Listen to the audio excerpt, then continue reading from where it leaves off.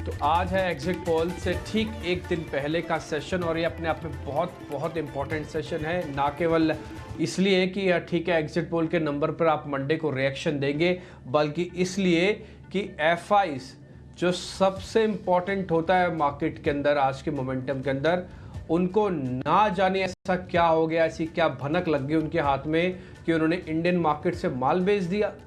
उनके पास सिर्फ 13% होल्डिंग है भाई, 11% तो ऑल टाइम लो है, 9% ऑल टाइम लो का स्विंग है और आप 12% ठीक इलेक्शन से लेके बैठे हो पहले। ये बहुत बहुत इंपॉर्टेंट आंकड़ा और आप ट्रस्ट मी, अगर आज आप मेरे से कुछ पूछेंगे ना कि सबसे इंपॉर्टेंट चीज क्या है, क्या इलेक्शंस के एग्जिट पोल, मैं बोलूंगा वो भी नहीं है। सबसे इंपॉर्टेंट है एफआईज। एफआईज ने माल बेचा तो बेचा क्यों, और अगर बेचा तो वो कुछ जानते हैं क्या? अगर ठीक है वो जानते भी हैं तो क्या भारत में एक नए तरीके से खरीदारी करेंगे क्या इसके बाद? ये बहुत इंपॉर्टेंट है। 69% की होल्डिंग है रिटेल के पास। रिटेल इतना माल झेल नहीं सकेगा अगर कुछ भी क्रैक आ गया तो, ट्रस्ट मी। तो आज का सेशन ECFIs की होल्डिंग को चेक करने में, रिटेल की होल्डिंग के डाटा को समझने में हम बहुत समय देने जा रहे हैं, और साथ ही साथ स्टॉक्स, इंडाइसेस, ये सब तो चलेगा ही चलेगा। आप इसको लगातार रेगुलर व्यूअर हैं तो आपको समझ में आता होगा कि हम सिलसिले और तरीकों को कैसे शुरू करते हैं। मेरे साथ मेरे दोनों सहयोगी हैं, सृष्टि और अभिषेक। अगले 2.5 घंटे हम आपके साथ बने रहेंगे, मेहमानों को जोड़ लेंगे, कोशिश करेंगे अच्छे से सारे पॉइंट्स आपके सामने रखें। सृष्टि के पास काफ़ी अच्छा इंटेलिजेंस रहता है मार्केट का, इनसाइडिंग भी रहती है, ये फार्मा और ऑटो कवर करती है। अभिषेक आपको हमेशा की तरह ग्लोबल मार्केट्स वगैरह बताते आए हैं और वो बारीक सिल्वर लाइनिंग डाटा की भी आपको नोटिस करवाते आए हैं, और हम कोशिश करते हैं आपको सामने डेरिवेटिव्स के डाटा या फिर मार्केट्स के जो इनसाइट्स चल रहे हैं उसके सामने सबके सामने रख पाएं। मेहमानों का जो पैनल होगा वो भी अपने आप में श्रेष्ठम है, वो इस वजह से क्योंकि टेक्निकल फंडा और साथ ही कुछ F&O डेरिवेटिव्स को, एनालिस्ट को हम अपने साथ रखते हैं ताकि आपको 360 डिग्री का कवरेज मिल पाए। तो एग्जिट पोल से ठीक पहले ये भरोसेमंद चैनल पे आप बिल्कुल ट्रस्ट कर सकते हैं, और आपने खुद फील भी किया, देखा भी है कि महिमा मंडल से छोड़कर सिर्फ फैक्चुअल डाटा पे हम ज़्यादा बात करते हैं। आगे बढ़े, 4 विंडो आपके सामने रख दें और उसके बाद फिर एक एक करके उन सभी पॉइंट्स को गंभीरता से आपके सामने रखेंगे। और जैसे मैं कह चुका हूँ, मेरे से अगर आप पूछेंगे कि क्या सबसे इंपॉर्टेंट है तो मैं बोलूँगा सिर्फ और सिर्फ एफआईज का नंबर मेरे लिए इंपॉर्टेंट है। आज मैं 90% मैं सिर्फ यही चेक करता रह जाऊँगा मार्केट के अंदर कि आखिरकार हो क्या रहा है। दूसरा, डाउ जोन्स 330 पॉइंट टूट गया, कोई बहुत बड़ी गिरावट नहीं है, गिफ्ट निफ्टी के हिसाब से भी गिरावट नहीं है। और आप एक और चीज़ बताऊँ, न केवल गिफ्ट निफ्टी टूट रहा है बल्कि विक्स का बढ़ना और गिरना भी टूट चुका, खत्म हो चुका। कल मैं तो बड़ा हैरान था जब मैंने शाम को सारा डाटा चेक किया कि 24-18 पे विक्स बराबर बंद हुआ है, यानी कि 24 पे विक्स बराबर बंद है, 1 पैसे तक का चेंज नहीं हुआ। ठीक है, इसके बारे में भी डिस्कशन होगा। एफआईज 2 दिनों में कैश में करीब 9,000 करोड़ रुपए का माल बेच चुके हैं। और श्रीमान, अगर आप चेक करना चाहें ना तो सिर्फ कल डीआईएस की बाइंग के अलावा सभी segment across stocks, future, option, सभी में एफआईज ने माल बेचा है। भारत डायनामिक्स, मुथूट, सनटेक के अच्छे नंबर्स आए हैं, ये सब भी हम आपके सामने रखेंगे। और चौथी तिमाही के जीडीपी के आंकड़े आज आ जाएंगे, 6.6% ग्रोथ रहने का अनुमान है। और ठीक उससे पहले निर्मला सीतारमन कह चुके हैं कि अगर भारतीय बाजार को और चलना है तो आप देखिएगा 4 तारीख को अगर उनके फेवर, उनके पार्टी के फेवर में आ जाते हैं नंबर, तो आप इंडियन मार्केट्स को चलते हुए देखेंगे। तीसरा बड़ा नेता है जो इस तरह का बयान दे रहा है। इससे पहले अमित शाह, खुद देश के प्रधानमंत्री और अब वित्त मंत्री ने भी बात दी है, और उससे पहले एफआईज 12% पे है। देखते हैं आज क्या होगा। तो 4 अहम विंडो है, सृष्टि कार्यक्रम को बढ़ा रही हैं आगे। जी हाँ, सबसे पहले अब ग्लोबल बाज़ारों की बात कर लेते हैं, क्योंकि वहाँ से भी जो अभी तक जो संकेत मिल रहे थे वो इतने ज़्यादा शानदार नहीं थे। अभिषेक, कल भी हमने गिरावट देखी, साथ ही साथ बॉन्ड यील्ड्स पे भी नज़र है। बताइए क्या कुछ अपडेट्स मिल रहे हैं ग्लोबल मार्केट से? सृष्टि, गुड मॉर्निंग। ग्लोबल मार्केट की अगर बात करें तो डाउ में लगातार तीसरे सत्र में गिरावट है, और इस गिरावट के पीछे की वजह यह है कि जो सेंटिमेंट है वो थोड़े से फिर से वीक होते हुए दिख रहे हैं। आपको याद होगा नील कश्करी ने बयान दिया था कि अगर महंगाई दर अगर गिरी नहीं, अगर हमारे रेंज में नहीं आए तो ब्याज दरें बढ़ भी सकती हैं, और ये चीज़ बाजार को कहीं ना कहीं परेशान कर रही है। और इसके चलते डाउ में लगातार हम तीसरे सत्र में गिरावट देख रहे हैं। कल भी हमने 300 अंकों से ज़्यादा की गिरावट देखी। एक और चीज़ रही वो रही सेल्स फोर्स के नतीजे भी कमज़ोर आए। आगे को लेकर थोड़ा गाइडेंस भी कमज़ोर दिख रहा है, और इस शेयर में करीब 20% की गिरावट आई, और इसने भी डाउ जोन्स पर दबाव बनाने का काम किया है। 2004 के बाद शेयर में सबसे बड़ी गिरावट हमने देखी है, यानी कि 20 साल की सबसे बड़ी गिरावट सेल्स फोर्स के शेयर में। नेस्डेक की बात करें तो वहां पर गिरावट कहां से आई? तो एनवीडिया फिर से कमजोर हुआ है, मतलब दूसरे सत्र में हमने कमजोरी देखी एनवीडिया के शेयर में। माइक्रोसॉफ्ट का शेयर गिरा है 3% के आसपास का, और इसके चलते हमने देखा कि नेस्डेक जो कि टेक हेवी इंडेक्स है वहां पर भी प्रेशर आते हुए दिखा है। अच्छे नतीजों के बावजूद डेल टेक्नोलॉजीज में भी 16% के आसपास की गिरावट दिखी। और आपको ये बता दें कि अक्टूबर 2023 के बाद माइक्रोसॉफ्ट में सबसे बड़ी गिरावट रही, यानी कि 9 महीने की सबसे बड़ी गिरावट। कुछ आंकड़े भी आए, कुछ आंकड़ों का इंतजार है, जैसे कि बेरोजगारी दावे के आंकड़े आ गए हैं, 2.19 लाख पर ये आंकड़े आए हैं। अनुमान था 2.18 का, तो ज्यादा वहां पर चेंजेस नहीं है, अनुमान के हिसाब से ही आए हैं। लेकिन आज जो आंकड़ा आएगा वो बड़ा क्रूशियल है। अप्रैल के पीसी यानी कि पर्सनल कंजम्पशन एक्सपेंडिचर, ये महंगाई का आंकड़ा होता है और इसको यूएस फेड बहुत क्लोजली वॉच करता है और उसके हिसाब से ही आगे की अपनी रणनीति बनाता है कि ये दरों को लेकर करना क्या है। तो देखना होगा कि आगे ये आंकड़े आते हैं, उसके बाद जून में जो पॉलिसी है उसमें फेड का स्टांस क्या होता है। दरों में कटौती की कोई उम्मीद नहीं है, लेकिन कमेंट्री काफी क्रूशियल होगी महंगाई दर को लेकर और बाकी जो आंकड़े हैं उसके संदर्भ में। हालांकि पीसी 2.7% रहने का अनुमान है। अगर हम बाकी संकेतों की बात करें तो बॉन्ड यील्ड 4.6% पर पहुंच गया था। उसने कल हमने देखा था कि अमेरिकी बाजारों को भी परसों गिराया था, लेकिन थोड़ा सा नीचे आया है। हालांकि अभी भी 4.5% के ऊपर बॉन्ड यील्ड बनी हुई है। इसका मतलब यह है कि अभी भी सतर्कता है, लोग मूव कर रहे हैं कहीं ना कहीं इक्विटी छोड़ के सेफर एसेट्स की तरफ, जैसे कि बॉन्ड हो गए, गवर्नमेंट सिक्योरिटीज होंगे। डॉलर इंडेक्स में हल्की सी नरमी आई है और इस हल्की सी नरमी के चलते हमने देखा है कि सोना चढ़ा है। डॉलर अगर कमजोर होता है, एक इनवर्स रिलेशन दोनों के बीच में, तो सोना मजबूत होता है। हालांकि यूएस में गैसोलीन यानी कि पेट्रोल की मांग कमजोर हुई, उसके चलते कच्चे तेल में हमने 1% के आसपास की कमजोरी देखी है। लेकिन अभी भी भाव जो है वो 81-82 डॉलर के रेंज में है। मई की बात करें तो अब तक कच्चे तेल में हालांकि 5% के आसपास तक की गिरावट आ चुकी है। एशियाई बाजारों की अगर बात करें तो आज आप देखिए पॉजिटिव ओपनिंग के संकेत मिल रहे हैं गिफ्ट निफ्टी से, और करीब करीब 60 अंक ऊपर है गिफ्ट निफ्टी, 22,700 के आसपास है। लेकिन कितना काम आएगा यह कहना बड़ा मुश्किल है, क्योंकि बिल्कुल निश्चित तौर पर एफआईएस की जो लॉन्ग होल्डिंग है वो बहुत नीचे आ गई है, शॉर्ट्स बहुत बढ़ गए हैं, और यह चीज कहीं ना कहीं डराने वाली है। तो गिफ्ट निफ्टी के आधार पर बाजार कैसे रिएक्शन देंगे ये थोड़ा देखने वाली चीज होगी।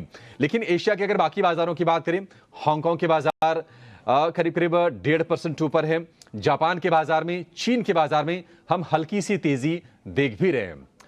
तो चलिए यहां से अब ये आपकी तैयारी करवाते हैं कि कल के एग्जिट पोल से पहले आज का बड़ा क्रूशियल डे है, आखिरी सत्र है, क्योंकि सोमवार से बाजार की चाल बिल्कुल अलग होगी। वो एग्जिट पोल पर रिएक्ट करेगी। ये सारे के सारे डेटा ये कहने के पीछे छूटते दिखाई देंगे। हालांकि एफआईज बड़ा बढ़िया पॉइंट डिम्पे ने शुरू में ही नोटिस करवा दिया कि ये बड़े क्रूशियल होंगे। लेकिन एक बार जरा आपको आंकड़े बताते हैं, उसके बाद एफआईज की लॉन्ग होल्डिंग और उनके शॉर्ट्स के बारे में भी आपको हम बताएंगे। कल भी एफआईज ने करीब करीब 3,000 करोड़ रुपए की कैश में सेलिंग की है। उसके पहले करीब 6,000 करोड़ रुपए की सेलिंग थी, तो 2 दिन में करीब करीब 9,000 करोड़ रुपए के आसपास की सेलिंग हो गई है। और पूरे अगर हम मई की बात करें तो 43,000 करोड़ रुपए की एफआईज ने सेलिंग की है पिछले, अगर अब ये 5 महीने अगर इस साल के देख लें तो सिर्फ 1 महीना ऐसा रहा है जहां पर थोड़ी सी बाइंग आई है। अदरवाइज एफआईज ने पूरा सेल का बटन दबाया हुआ है बाजार में। अब जरा आते हैं एफआईज की लॉन्ग होल्डिंग पर और शॉर्ट्स पर। इंडेक्स फ्यूचर्स में अगर हम टोटल शॉर्ट्स की बात करें तो वो पहुंच गए हैं 87% पर, 50% से बढ़कर। ये बहुत बड़ा ये साइन है। और अगर हम लॉन्ग की बात करें तो 50% से घटकर 13% के भी नीचे। डिम्पे, डरना चाहिए इससे? ये बड़े क्रूशियल संकेत हो सकते हैं बाजार के लिए एग्जिट पोल के नतीजों से पहले। देखिए अभिषेक, इसको 2 चिरकों से देखना चाहिए। पहला, ये बात तो सभी लोग मानते हैं ना कि एफआईज का रोल बहुत इंपॉर्टेंट है और एफआईज के ऊपर डिपेंडेंस अभी भी इंडियन मार्केट्स की काफ़ी ज़्यादा है। इसमें तो कोई दो राय नहीं है, इसमें कोई डिबेट भी नहीं है।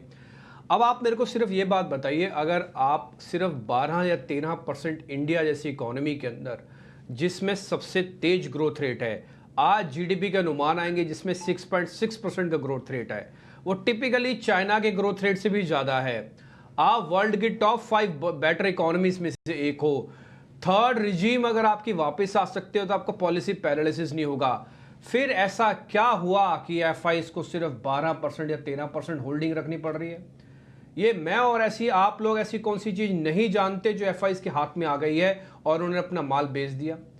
क्या हिस्ट्री अपने आप को यह बात फिर से प्रूव कर देगी कि जब इस तरह की लॉन्ग होल्डिंग्स पे हम आते हैं तो बाजार बहुत तेज बाउंस करता है? अगर इस बार ऐसा नहीं हुआ तो फिर क्या हमारे साथ क्या होगा? मैं दोनों सिनेरियो आपके सामने रखता हूं। पहला सिनेरियो, इससे पहले जब जब मार्केट के अंदर 13% की लॉन्ग होल्डिंग्स हुई है एफआईज की, ट्रस्ट में बाजार के अंदर बाउंस इतनी जोर का आया है कि सामने वाला आदमी पकड़ नहीं सका। ये कब कब हुई है ये मैं बता देता हूं। ये यूक्रेन के समय पे हुई, ये बीच में जब रिसेशन की बातें उठने लगी तब हुई, जब यूएस के अंदर थोड़ी प्रॉब्लम्स चल रहा था अर्निंग्स में तब हुई, ये कोविड के दौरान भी हुई हैं। तो उस समय आप ये समझ सकते हैं कि मार्केट के अंदर जो पुल बैक आया वो 2-2 हज़ार 3-3 हज़ार पॉइंट का निफ्टी का रहा। आप छोटा सा ही आंकड़ा में चलो आपको बता देता हूं, सिर्फ 10% या 15% के एफआईज के मूव पे आप 21,800 से वापस 23,000 होके आ गए थे। आपने 1500 पॉइंट तो सिर्फ 10 से 15% के मूवमेंट पे कर दिया था। अब तो एफआईज सिर्फ 13% पे आके रुके हुए हैं। तो आप इसी से अंदाजा ला लो, 87% शॉर्ट लेके बैठे हैं इंडिया में। क्या इंडिया चाइना के मुकाबले कमजोर हो गया? क्या इस रिजीम के साथ एफआईज वापस कंटिन्यू नहीं करना चाहता? क्या यहां ये सारे के सारे बहुत इंपॉर्टेंट क्वेश्चन है। एंड ट्रस्ट मी, आप सिर्फ एक लाइन मान लीजिए अपने आप को कि इंडिया के अंदर कोई प्रॉब्लम नहीं है बॉस, इंडिया के अंदर मान लीजिए पॉलिसी पैरालिसिस नहीं होने जा रहा, और इंडिया के अंदर एज सच हमको किसी शेयर के अंदर कोई भी हीटिंग ओवर हीटिंग जैसा कुछ नहीं लग रहा, तो इससे बेहतर मौका आपको मार्केट के अंदर एंटर करने का नहीं मिल सकता है। मैं खुले तौर पर चैलेंज कर सकता हूं, क्योंकि मैं आपको मालूम है कि हम भी सेबी रेगुलेशंस के अंदर आते हैं, सीधा सीधा बोल नहीं सकते, लेकिन फिर भी ये लॉयल्टी लेते हुए, ये रॉयल्टी लेते हुए हम बोल सकते हैं। तो आपको इससे बेहतर मौका नहीं मिल सकता, क्योंकि एफआई सिर्फ 12 से 13% लॉन्ग करके बैठे हैं, और ट्रस्ट मी 11% पे तो ऑल टाइम लो है, 9 पे तो स्विंग का लो लगा हुआ है। तो कुछ ना कुछ तो ऐसा है। अच्छा, कुछ ना कुछ में क्या हो सकता है? ये कुछ ना कुछ में इलेक्शंस के अलावा भी हो सकता है। क्या ग्लोबल मार्केट्स पे ऐसा कुछ हो रहा है?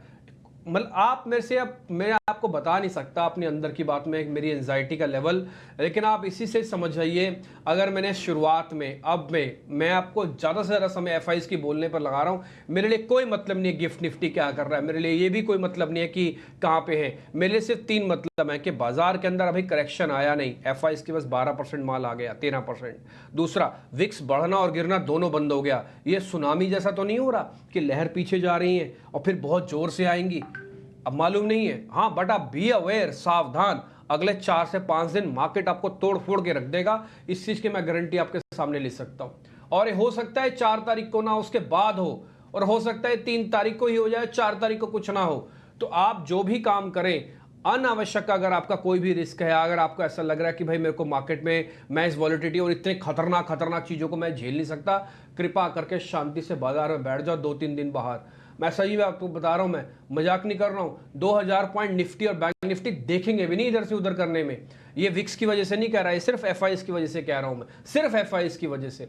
दूसरा पॉइंट, रिटेल के पास 69% की लॉन्ग होल्डिंग है अभिषेक जी और सृष्टि, आप इसी से अंदाजा लगा सकते हैं 69% लॉन्ग होल्डिंग्स क्या रिटेल झेल सकता है? क्या मैं आपके खाते में, आपने सारा माल भरा, अब तो आप माल भी नहीं भर सकते, आपने ऑलरेडी माल भरा हुआ है, ये सोचते हुए कि जो डिप आ रहे हैं ये तो इलेक्शंस के बाद तोड़फोड़ मचा देंगे बाजार के अंदर, तो हम पहले ही भर लेते हैं। आपने पहले भर लिया, एफआईज ने सारा माल छोड़ दिया। तो ऐसा क्या है इसमें? एक ना एक समझदार आदमी जरूर निकलेगा, और मेरे को लग रहा है कि शायद इस बार फिर से अगर हिस्ट्री रिपीट करती है तो आपके हाथ में जैकपॉट लगने जा रहा है। और अगर हिस्ट्री रिपीट नहीं करती है तो एक बड़ी खबर के लिए तैयार हो जाइए, और मार्केट के अंदर बी अवेयर, सावधान रहिएगा। अच्छा खासा बड़ा मोमेंटम मार्केट के अंदर आ सकता है गिरावट का। ये एफआईएस का नंबर है। डीआईएस की होल्डिंग में मैं कुछ ज़्यादा देख नहीं रहा, 49% लोग हैं, वो तो शांति से बैठे हुए हैं। जो मेन हो रहा है वो ना एफआईएस का हो रहा है। और एक चीज़ मेरे को और नोटिस लग रही है जो मैं थोड़ा आपके सामने रखना चाहता हूँ। आप ना ये बात ध्यान से देखिएगा कि इस समय और पिछली बार की लॉन्ग होल्डिंग में चाइना एक डिस्टर्बिंग फैक्टर था, लेकिन इस बार एक चाइना डिस्टर्बिंग फैक्टर नहीं है। तो कहीं पैसा इंडियन मार्केट से मूव होके वहां तो नहीं जा रहा, या कहीं और तो नहीं जा रहा है, इमर्जिंग मार्केट्स में कहीं और तो नहीं पहुंच रहा है। ये बहुत इंपॉर्टेंट है। इलेक्शन तो बहुत छोटी सी चीज हो गया अब उनके लिए। इस नंबर को देखने के बाद इलेक्शन भी छोटा हो गया। आप सोच सकते हो मैं कितनी बड़ी बात बोल रहा हूं आपके सामने। बिल्कुल सही बात है। ये थोड़ा सा सतर्क करने वाली, थोड़ा सा कॉशन देने वाली ये चीज़ निश्चित तौर पर नज़र आ रही है। अब ज़रा चलते हैं बाज़ार पर, और बाज़ार में हम निफ्टी की बात करेंगे, निफ्टी बैंक की बात करेंगे। कल लगातार 5वें सत्र में बाज़ार को हमने गिरते हुए देखा, और अगर ऊपरी स्तर से देखेंगे यानी कि रिकॉर्ड बनाने के बाद करीब करीब 600 अंक नीचे बाजार आकर कारोबार कर रहा। 22,500 के नीचे की कल क्लोजिंग रही। डिम्पी, लॉन्ग वाले आप जरा उसको एफआई से आप जोड़ के बताइएगा, क्या करें? जिनके पास लॉन्ग है वो क्या करें? जिनको नया लॉन्ग करना है अब रुक जाएं, आज कुछ ना करें, एग्जिट पोल देख लें, जो करना है परसों करें। दोनों का मैं जवाब दूंगा। जिनके पास पुरानी पोजीशंस है, कृपा करके अपनी पोजीशंस को उतना ही रखें जितना हैंडल कर सकते हैं। ये मैं सिर्फ एफआईज और रिटेल्स के आंकड़ों से ही जज करके बता सकता हूं कि रिटेल ने भर भर के माल ले रहे हैं वो नीचे। अगर रिटेल नहीं ले रहा होता ना तो एफआईज के 13% तक पहुंचते पहुंचते कम से कम हम 1500 पॉइंट शेड कर चुके होते, जिसको भी हम सिर्फ 600 पॉइंट्स रोक रहे हैं। इसका मतलब एफआईज माल छोड़ रहा था तो कोई ना कोई तो पकड़ रहा है।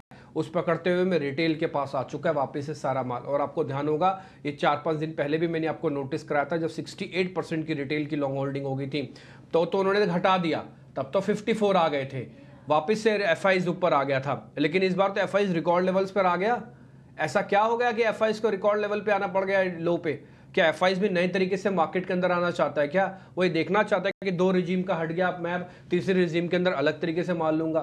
तो जिनके पास ये पोजीशन है वो पहला, जिसे कहते हैं ना, आप अच्छी पोजीशन है सिट टाइट करके बैठेगा। मतलब आप ये सोच लीजिए कि सामने वाले पायलट ने ये कह दिया कि टर्बुलेंस अहेड, टर्बुलेंस है सामने, और आप जितने अच्छे से अपनी कमर की पेटी को बांध के रखेंगे, जितनी अच्छे से सीट को पकड़ रखेंगे, उतना कम आपको झटके कम लगेंगे। लेकिन ये बात तय है कि सामने टर्बुलेंस है, ये फिक्स है, टर्बुलेंस है सामने। तो बस आपको टाइट करके बैठना है अपने आप को, उतना ही माल लेके बैठो। ये अपॉर्चुनिटी अगर लॉस्ट होती है ना, मैं कह रहा हूं आपके पास 5 साल में 1000 अपॉर्चुनिटीज और आ सकती हैं, लेकिन इस अपॉर्चुनिटी में फालतू का एक्सपेरिमेंट मत करो। ये अगर एफआईज का नंबर नहीं आता ना तो आप मेरी लैंग्वेज, मेरी टोन सब कुछ बदलते हुए देखते। लेकिन अब मैं करूं क्या? एफआईज का नंबर डराने वाला है। उसको ना जाने ऐसा क्या हुआ कि उसने क्यों माल बेचा, हमें नहीं मालूम, किसी को भी नहीं पता। अगर कोई आदमी बोले हमें पता है तो यार हमें भी बता दे, हम तो ओपन है सुनने के लिए। ठीक, तो ये पॉइंट है। दूसरा पॉइंट, जिनके पास नहीं है, अगर वो 2-3 दिन मार्केट से दूर रह सकते हैं तो ठीक है, नहीं तो फिर एक बात समझ लीजिएगा, आप पोजीशन ले लो, कोई दिक्कत नहीं है, लेकिन बस छोटा सा एक स्टॉप लॉस लगा लो, कोई भी एक स्टॉप लॉस लगा लेना। ठीक है, ये लॉन्ग होल्डिंग वालों के लिए। शॉर्ट वाले डिम्पी अगर कोई हैं, क्योंकि कर रहे होंगे, 600 पॉइंट तो नीचे ऊपर से आया ही है। हमने हालांकि सलाह नहीं दी है, लेकिन जिनके पास है वो क्या करें? और नए वाले क्या सच में लॉन्ग वालों की तरह एक दिन वेट ही करें, वो भी सोमवार को जो भी करना हो करें, या फिर मंगलवार को? देखिए, शॉर्ट वालों को भी रुक जाना चाहिए, और मैं बोलूंगा अगर उन्होंने शॉर्ट की पोजीशंस ले रखी है ना तब भी रुक जाओ आप। अगर ये एफआईज का नंबर ये नहीं आया होता ना तो मैं उनको बोलता कि नहीं भाई अब तो कवर कर लो, कोई दिक्कत नहीं है, आप नीचे से ऊपर आ जाओ। लेकिन एफआईज ने अगर होल्डिंग को कम कर दिया है और आपके पास अगर शॉर्ट की पोजीशंस है, अब आपके पास 2 रास्ते हैं, या तो book the profit and leave the event and leave the market, या तो लीव कर दो, मार्केट को भी लीव कर दो, इवेंट को भी लीव कर दो। दूसरा, अगर आपने शॉर्ट कर रखा है और आपको लग रहा है कि सर एफआईज नहीं आएगा वापस इंडिया में, और अभी तो मार्केट टूटा नहीं, एफआईज पहले टूट गया, तो मार्केट करेक्शन डिले इफेक्ट के साथ आएगा, ये 2 दिन बाद आएगा, तो फिर आप अपनी होल्डिंग को बैठो। आपके पास जैकपॉट लगने जा रहा है, ट्रस्ट में, शॉर्ट वालों के पास भी। अगर एफआईज नहीं आया तो अगले 2 से 3 दिन के अंदर मार्केट के अंदर तो, और कम से अच्छा आएगा कैसे तो पता कैसे लगेगा? कम से कम 7 से 8% की होल्डिंग, 20% की होल्डिंग आनी चाहिए, कम से कम 20% ऊपर आ जानी चाहिए होल्डिंग, तब जाके पता लगेगा एफआईज आ भी रहा है कि नहीं आ रहा है। ठीक है, तो शॉर्ट वालों को मैं आज पहली बार ऐसा बोल रहा हूं कि सिस्टम से बाहर मत रहो, आप सिस्टम में रहो, बट ध्यान इस चीज का रखो, आपको भी एक टाइट स्टॉप लॉस लगाना पड़ेगा, क्योंकि अगर सुनामी आई तेजी की तो फिर आप भी टिक नहीं पाओगे। इसलिए छोटे छोटे स्टॉप लॉसेस दोनों आदमी लगा के रखो, दोनों में से किसी एक को जैकपॉट मिलने जा रहा है अगले 2 से 4 दिन के अंदर, ये फिक्स है, तो दोनों लोग सिस्टम में रहो आप। ठीक है, ये सलाह निफ्टी को लेकर लॉन्ग या फिर शॉर्ट वालों के लिए। लेकिन कल निफ्टी बैंक ने कुछ अपने गेंस को बचाने की कोशिश की, और वो संभव हुआ बड़े बैंकों के दम पर। HDFC bank, axis bank, ICICI bank, SBI, Kotak bank, ये सिर्फ 5 शेयर ही रहे जो कल निफ्टी में तेजी वाले शेयर हैं। तो डिम्पी, निफ्टी बैंक में जिनकी लॉन्ग है वो क्या करें? कोई अलग रणनीति उनके लिए? नहीं, रणनीति कोई भी नहीं होगी, क्योंकि वो भी एफआईज के दायरे में आते हैं और आपको पता ही है कि जब भी एफआईज आएगा तो आईटी और बैंकिंग के साथ ही आएगा। कल ना आईटी का इंडेक्स डेज लो पे जाके बंद हुआ है। आईटी के अंदर पार्टिसिपेशन ही नहीं आ रहा, जबकि आप ग्लोबल मार्केट्स को कितना एंजॉय करोगे। आप पिछले एक महीने से तो बता ही रहे हो कि डॉ रिकॉर्ड, नेस्डेक रिकॉर्ड, डॉ रिकॉर्ड, नेस्डेक रिकॉर्ड, लेकिन फिर भी भारतीय बाजारों का जो आईटी इंडेक्स है वो पूरा दम नहीं दिखा पा रहा है। कल एक छोटा सा झटका लगा, आईटी डेज लो पे जाके बंद हुआ। हालांकि कल बैंकिंग ने अपने आप को संभाल लिया।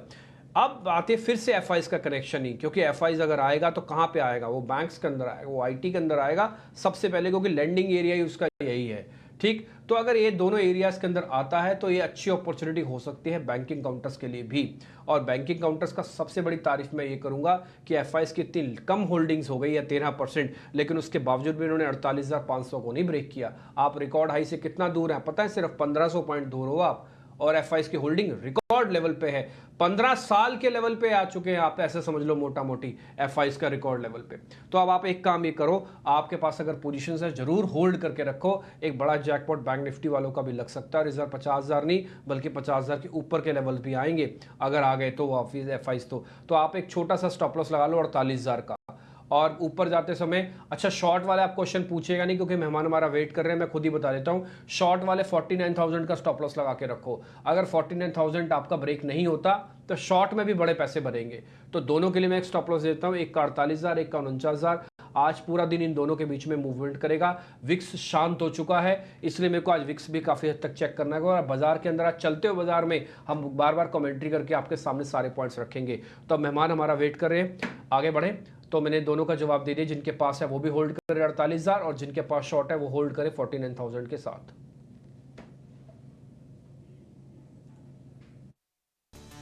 एग्जिट पोल पर भी बड़ा रिएक्शन देगा बाजार। शेयरों पर सटीक सलाह के लिए हम हैं तैयार। तीसरी बार मोदी सरकार तो कहां पर रफ्तार। बाजार के उतार चढ़ाव में जानिए दमदार ट्रेड, बड़े एक्सपर्ट से जानिए कमाई के बड़े मौके। 3 जून सुबह 7 बजे से आपका मुनाफा पक्का।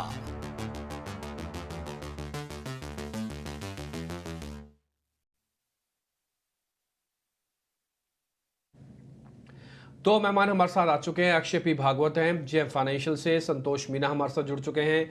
संतोष सर बहुत बहुत शुक्रिया, थैंक यू वेरी मच समय देने के लिए। अक्षय पी भागवत आपका भी स्वागत है आज कार्यक्रम में। आप ही बताइए, हमारे को थोड़ा कम समझ में आ रहा है कि एफआईज को ऐसा क्या हो गया कि उन्होंने 13% की होल्डिंग कर दी। अच्छा घटाओ, घटाने के लिए मना नहीं है, आप 50% से 13% एक दिन में करोगे, ये तो कोई कल्पना भी। आज जब मैं फिर सुबह डाटा चेक कर रहा था मेरे को तो यकीन ही नहीं हो रहा, मैंने 3-4 बार कैलकुलेशन किया फिर जाके मेरे को कंफर्मेशन हुआ। अक्षय पी भागवत आपसे शुरू कर रहा हूं, आप कैसे देख रहे हो इस समय मार्केट को? गुड मॉर्निंग डिम्पी जी और सभी को गुड मॉर्निंग। तो जैसे आपने बहुत ही सही कहा, मैंने भी 3 बार ये डेटा रीचेक करा कि मेरी तरफ से तो कोई गलती नहीं हो रही है, क्योंकि ये आप डेटा देखे एफआई की तो ऑलमोस्ट आई थिंक 3 साल के बाद एक्सपायरी के नेक्स्ट डे पे इतना डाउन जो वीक डेटा है एफआई का दिखने में आया है। आप कैश में देखिए, फ्यूचर्स में, इंडेक्स फ्यूचर्स हो या स्टॉक फ्यूचर्स हो, सभी में काफी सेलिंग है। और जो लॉन्ग शॉर्ट रेशियो करीबन 12-13% almost near the lowest point पे आ चुका है। और ये नई सीरीज जो है, जो जून की, हम लोग लोएस्ट पॉइंट से स्टार्ट कर रहे हैं।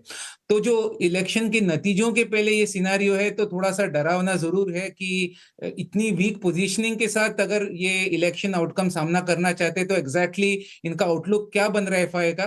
पर ब्रॉडली अगर आप टेक्निकल चार्ट पैटर्न्स भी फॉलो करेंगे तो जो तेजी का एक लास्ट गुरुवार को एक बुलिश कैंडल बना था, उसका लो करीबन 22,600 था, वो ब्रेक कर चुका है कल के एक्सपायरी में। तो मोमेंटम कंप्लीटली ऑफ हो चुका है मार्केट में, वो चीज तो बहुत ही क्लियर है।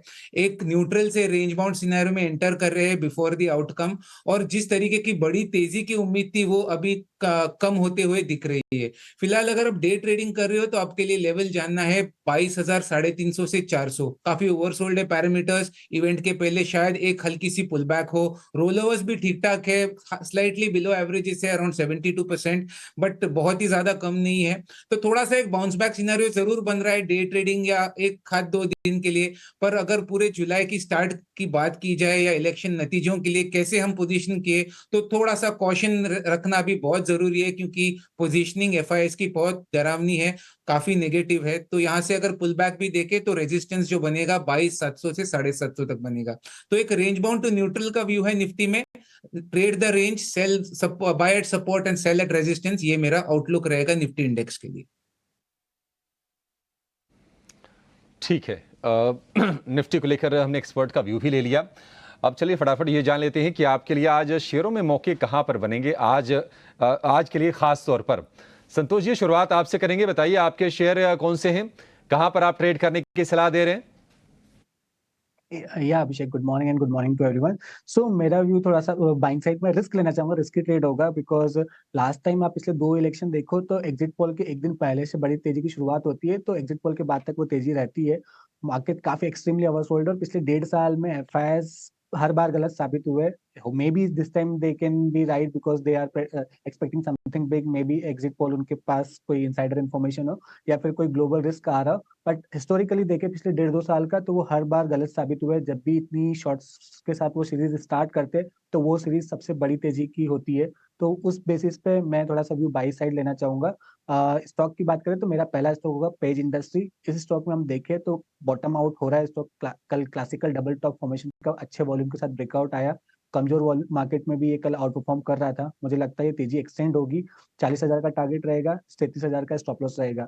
दूसरा, कल हमने बैंकिंग स्टॉक्स में आउट परफॉर्मेंस देखा डिस्पाइट मार्केट में इतनी वीकनेस थी। एक्सिस बैंक मुझे अच्छा लग रहा है, एक्सिस बैंक में खरीदारी करना चाहिए। यहाँ पे 1200 का टारगेट रहेगा, 1150 का स्टॉप लॉस रहेगा।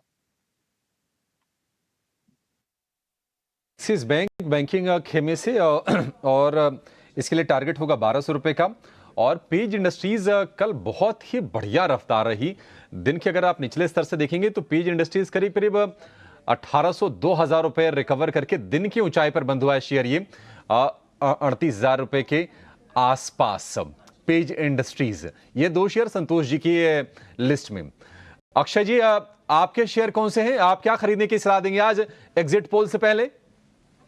जी, एग्जिट पोल के पहले अगर आप पैरामीटर्स देखें, जैसे मैंने इंडेक्स में कहा, हल्की सी एक बाउंस बैक हो सकती है। स्टॉक्स में थोड़ा सा एक ग्रीन देखने को मिल सकता है। तो उसके चलते जो दोनों स्टॉक मैंने रेकमेंड करे हैं आज, दोनों बाय की तरफ है। पहला है डीवीज लैब फार्मा स्पेस से, बहुत ही बढ़िया रनअप रहा है मे सीरीज में डीवीज लैब के लिए, और मैं रेकमेंड करूंगा आप वापस इसे बाय करें एट करेंट मार्केट रेट। और डीवीज लैब में आप टारगेट बनाइए 4574, ये आपका पहला टारगेट रहे। 4524 पहला टारगेट रहेगा और 4557 सेकंड टारगेट रहेगा। ट्रेड में आपका स्टॉप लॉस बनेगा 4365 का।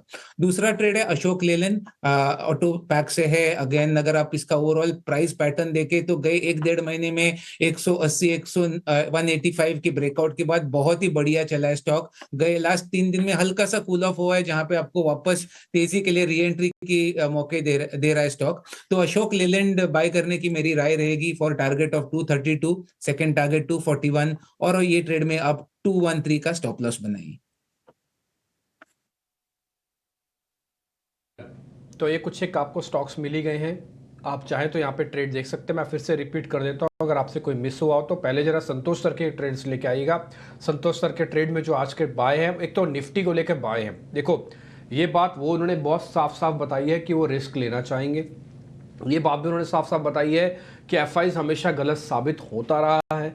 जब जब इस पोजीशंस पे लेके आए हैं उनको बाउंस बैक करना ही पड़ा मार्केट के अंदर। और ये बात भी तय है कि इस बार जो बाउंस बैक आएगा वो 23,000 नहीं आएगा, फिर तो 23,000 के भी पार हो जाओगे आप और उसके ऊपर भी चले जाओगे, कोई बड़ी बात नहीं, 24,500 पे पहुंच जाओ आप। ठीक जी। तो बैंक निफ्टी का भी उनका मोटा मोटी टारगेट इस बार 50,000 का है। मेरा मानना है कि और भी ऊपर जा सकता है अगर इस बार फिर से एफआईज लौट के आते हैं तो। ध्यान देने वाली बात सिर्फ एफआईज के लौट के आने की है। सारा मामला अब सिर्फ एफआईज पे आके रुक गया है और ये सिर्फ एग्जिट पोल की वैल्यू भी मैं बोलूंगा मोटा मोटी कम हो गई है। ठीक, उनके जो शेयर्स हैं वो है पेज इंडस्ट्रीज 40,000 तक का टारगेट। दूसरा शेयर एक्सिस बैंक है, 1200 रुपये तक का टारगेट है। दोनों शेयर है, उसमें से एक बैंकिंग है, ध्यान रखिएगा। तो बैंक्स के अंदर जब भी लैंड, जिसमें मैंने आपको बताया कि एफआईज लैंड करेगा तो 2 जगहों पे करेगा, आईटी और बैंक्स में, तो इसमें से बैंक आ गया और वो भी निजी बैंक ही होगा। अब आपको अक्षय पी भागवत के 2 ट्रेड बताता हूँ। डीवी स्लैब एक डिफेंसिव स्टॉक्स है, बढ़िया नंबर आए, नंबर्स के बाद का कॉन्टिन्यूटी इफेक्ट भी आया हुआ है इसके अंदर।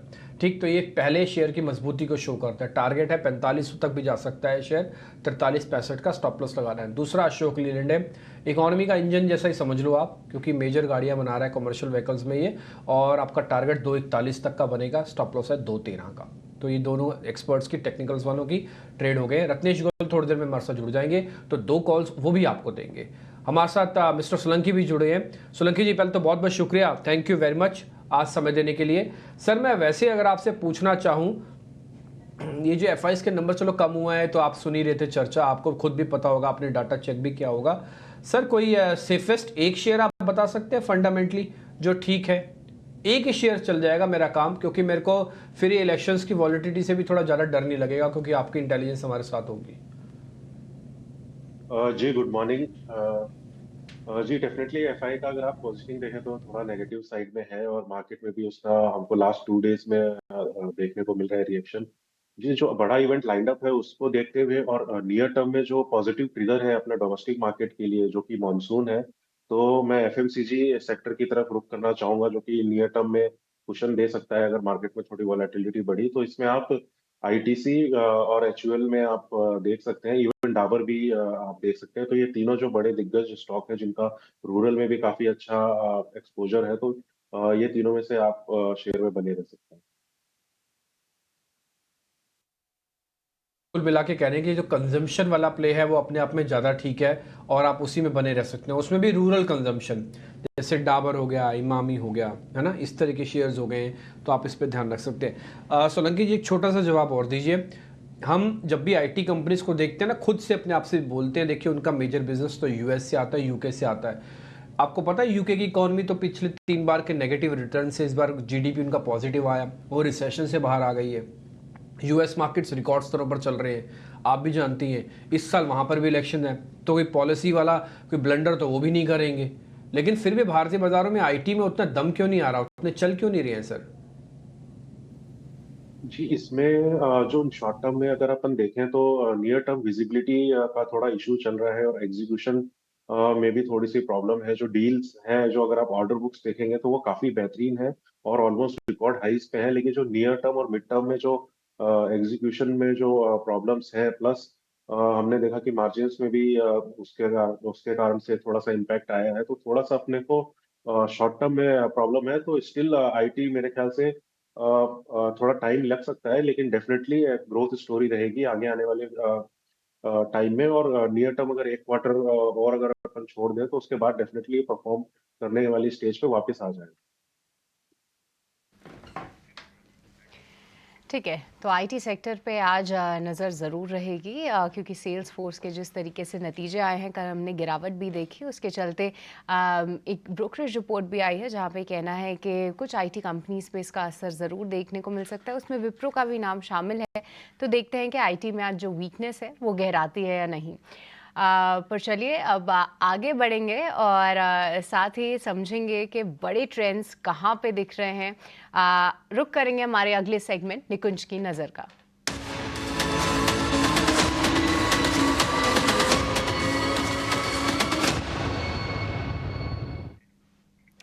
तो हमारे साथ ईटी नाउ और ईटी नाउ स्वदेश के एडिटर इन चीफ निकुंज दालमिया जुड़ चुके हैं। निकुंज सर, वेरी गुड मॉर्निंग। आज थोड़ी सी गुड मॉर्निंग ज़रूर दिख रही है, क्योंकि गिफ्ट निफ्टी थोड़े पॉजिटिव शुरुआत के संकेत ज़रूर दे रहा है। पर जब हम नई सीरीज़ की शुरुआत कर रहे हैं तो 13% पे एफआईआईज़ की लॉन्ग्स हैं, 11% तो ऑल टाइम लो था। तो इतने बड़े इवेंट के बाद क्या कंसर्न्स आ रहे हैं एफआईआईज़ के लिए, और कैसे पोजिशनिंग आप देख रहे हैं मार्केट की?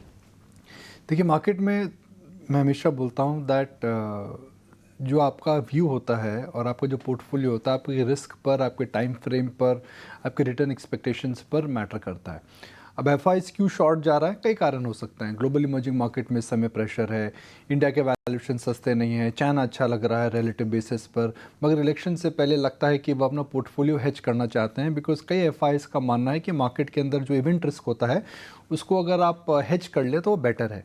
क्योंकि 2004 के अंदर हमने देखा था कि जब इवेंट रिस्क आया था तो मार्केट के अंदर किस प्रकार का इम्पैक्ट हुआ था। अब किसी की राय तो आप बदल नहीं सकते।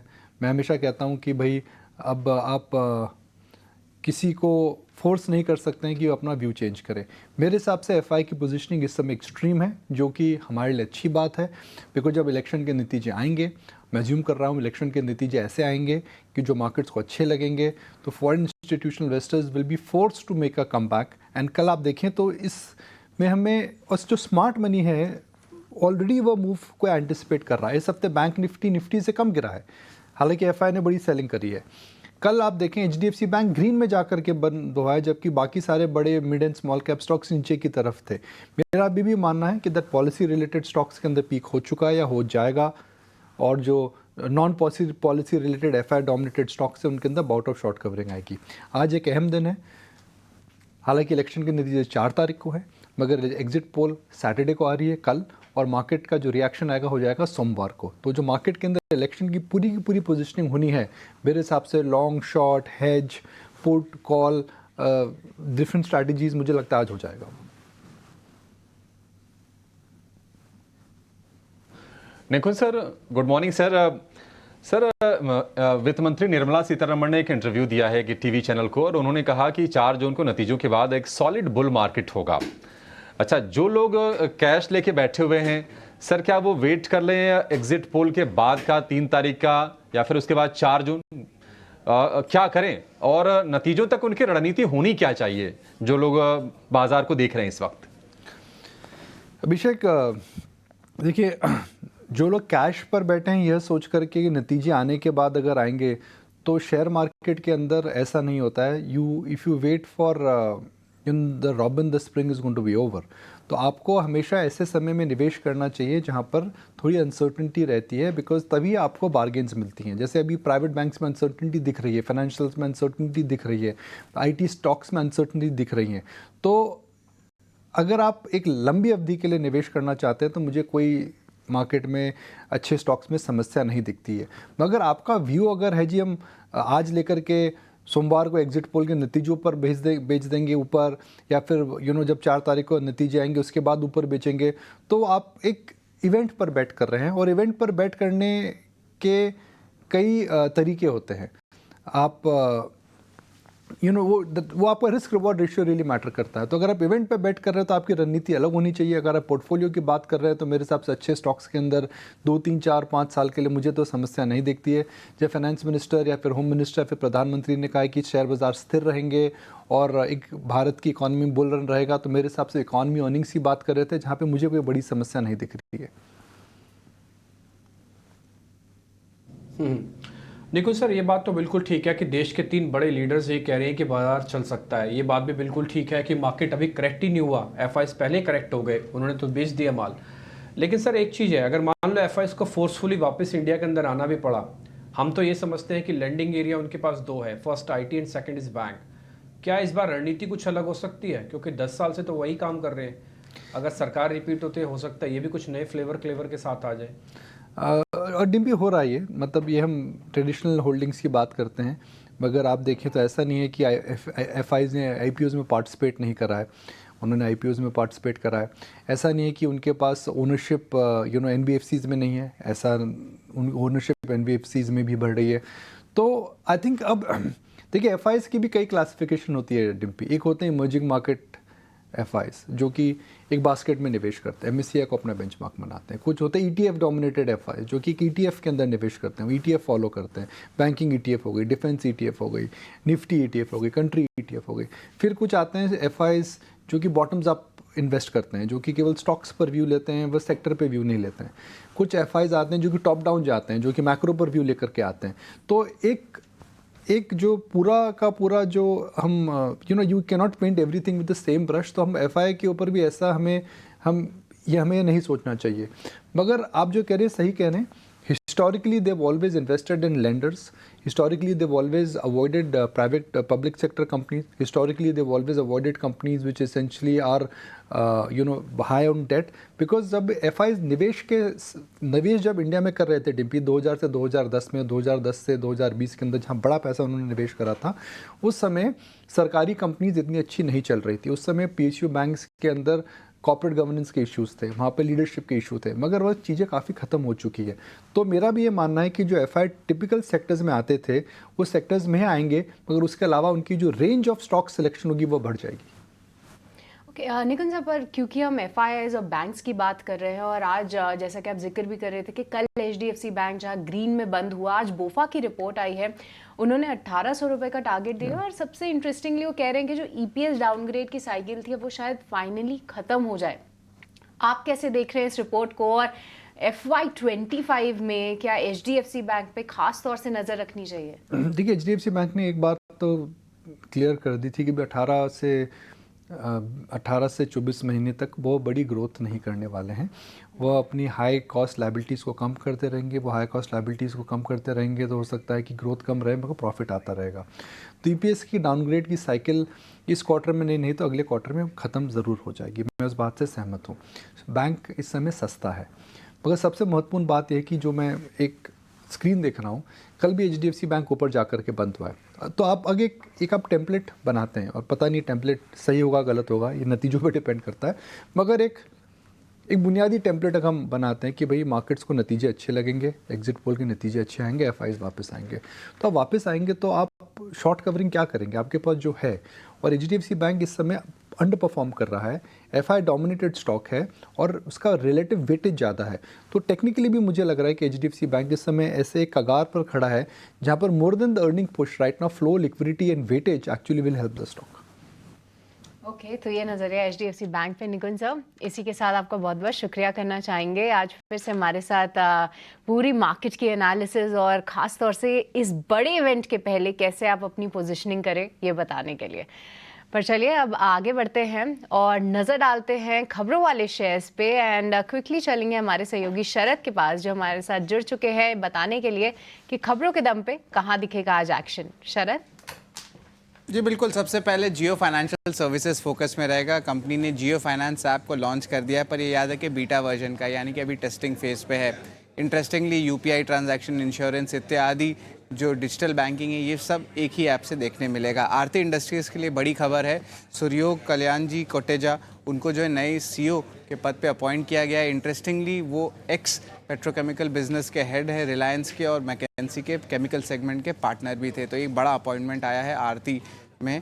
ओरिएंट इलेक्ट्रॉनिक की बात करें तो रविंद्र सिंह नेगी को भी अपॉइंट किया गया एमडी सीईओ अगले 5 साल के लिए, और वो एक्स चीफ ऑपरेटिंग ऑफिसर होते हैं बजाज इलेक्ट्रिकल्स के लिए, उनके कंज्यूमर प्रोडक्ट डिवीजन को लेकर। तो 2 अहम अपॉइंटमेंट्स आई हैं। वहीं मोल्टेक पैकेजिंग की बात करें तो रिजल्ट्स तो लार्जली इनलाइन थे, लेकिन कंपनी ने कमर्शियल सप्लाई स्टार्ट कर दिया है ग्रासिम इंडस्ट्रीज़ को, जो पेंट डिवीजन है आदित्य बिरला ग्रुप का, उनको अभी अप्रैल से ये स्टार्ट हुआ है। और याद रखिए जो 6 प्लांट है आपके ग्रासिम के प्लांट के, उसमें से 3 में से प्लांट में ये सप्लाई कर रहे हैं।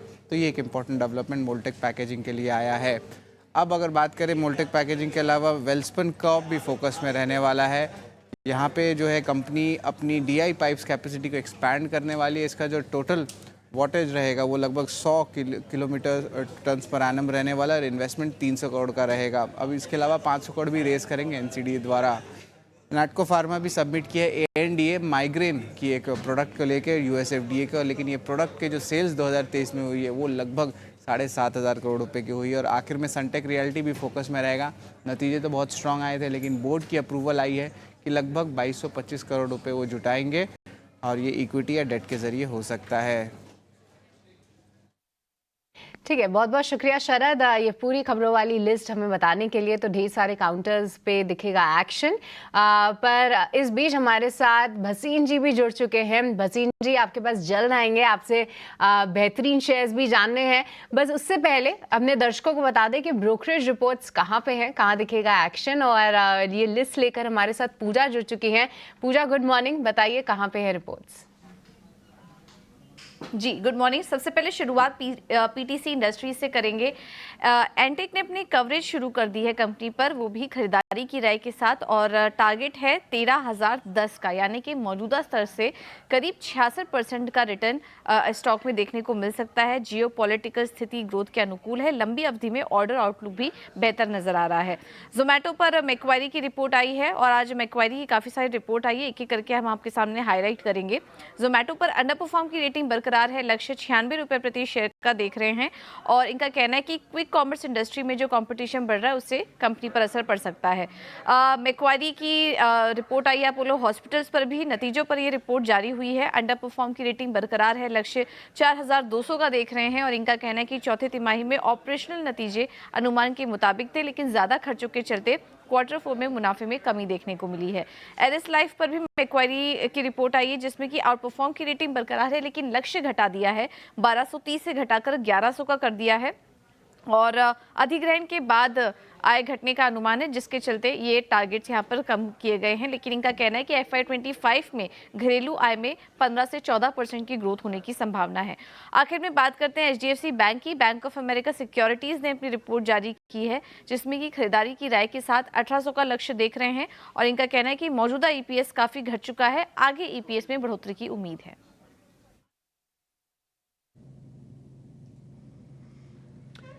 ठीक है, बहुत शुक्रिया पूजा ये सारी जानकारी देने के लिए, सारी रिपोर्ट्स बताने के लिए। बोफा की जो रिपोर्ट है ऑलरेडी हम इसके साथ डिस्कस भी कर चुके हैं, इसको हम आज क्रिटिकली वॉच करेंगे। संजीव बसी हमारे साथ जुड़ चुके हैं, आइए करते हैं उनका स्वागत।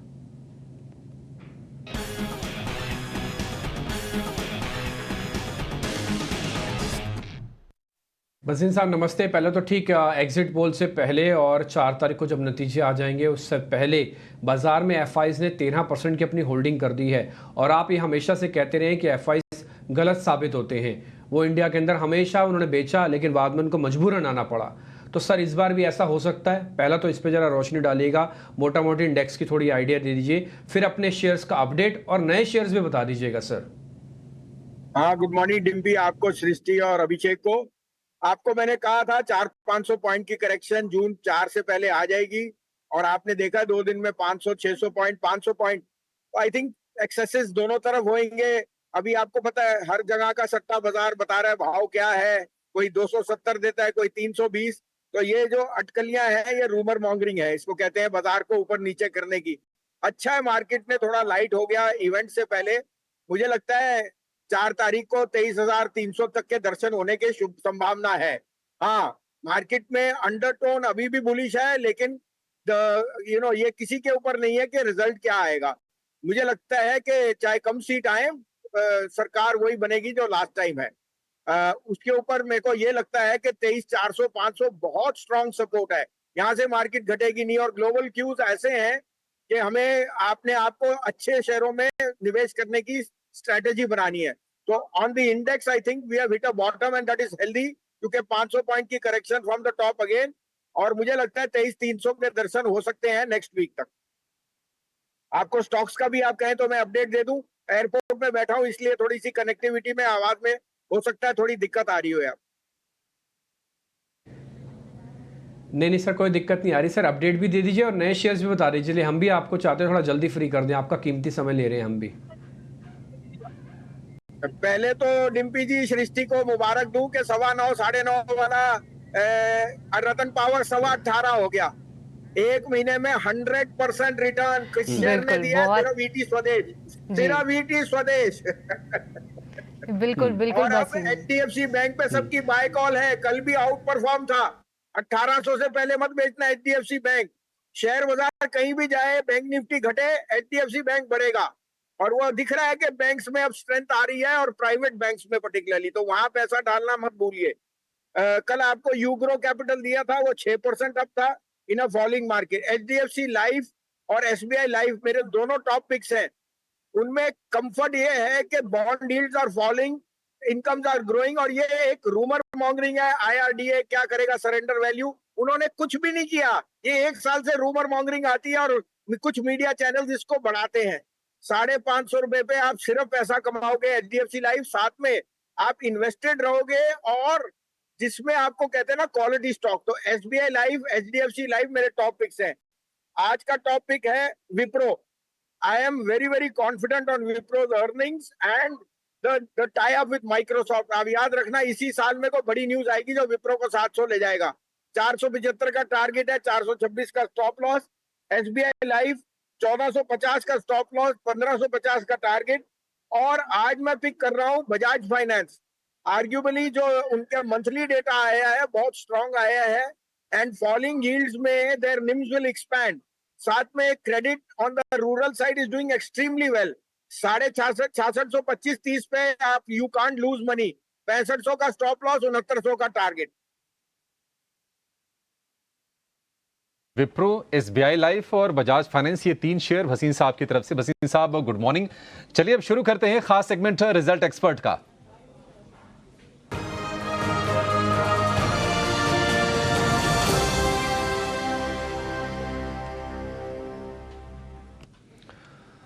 भसीन साहब लिस्ट लंबी है, फटाफट आपसे राय जानना चाहेंगे। मुथूट फाइनेंस से शुरू करेंगे। स्ट्रांग नंबर्स हैं और एनआईआई में 24% का उछाल, प्रॉफिट बढ़ी है 17%। सर आपकी राय? नहीं, होल्ड की रेटिंग है बिल्कुल। That is a market leader in the finance part, और मुझे लगता है होल्ड की रेटिंग है उसमें। होल्ड की रेटिंग। भारत डायनेमिक्स के भी स्ट्रांग नतीजे हैं, शेयर ये चला भी है, खूब जम के है और हम देख रहे हैं कि मार्जिन बहुत इंप्रूव किया है, 14% का इंप्रूवमेंट है और एबिडा में 72-73% की ग्रोथ है। भारत डायनेमिक्स बने रहे इसमें सर? बिल्कुल, देखिए 3 शेयर आउट परफॉर्म है, हिंदुस्तान एरोनॉटिक, बीईएल और भारत डायनामिक्स। भारत डायनामिक्स यहाँ से भी मुझे 15-20% की अपसाइड दिखती है, और सरकार आ गई तो 25% की अपसाइड। ठीक है, भारत डायनेमिक्स में भी बने रहने की सलाह है। सनटेक रियल्टी, ये कंपनी आ गई है घाटे से मुनाफे में। 28 करोड़ के घाटे के मुकाबले 101 करोड़ रुपए का मुनाफा। आज स्ट्रांग ओपनिंग वैसे होनी चाहिए शेयर की, और रेवेन्यू बढ़ा है 773%, 49 करोड़ के बेस पर 427 करोड़। सनटेक रियल्टी भसीन साहब? देखिए अभिषेक जी, सारे रियल एस्टेट कंपनीज बहुत दमदार रिजल्ट दे रहे हैं। अनफॉर्चुनेटली डीएलएफ ने रिजल्ट तो बहुत अच्छे दिए, लेकिन रोज नीचे आए जा रहे हैं। तो प्रॉफिट बुकिंग अच्छे रिजल्ट्स पे भी आ रही है। यहाँ पे मेरा टॉप पिक रहेगा इंडिया बुल रियल एस्टेट। इसमें मेरे को कन्विक्शन है, इसमें कलर है, इसमें ट्रांसपेरेंसी है।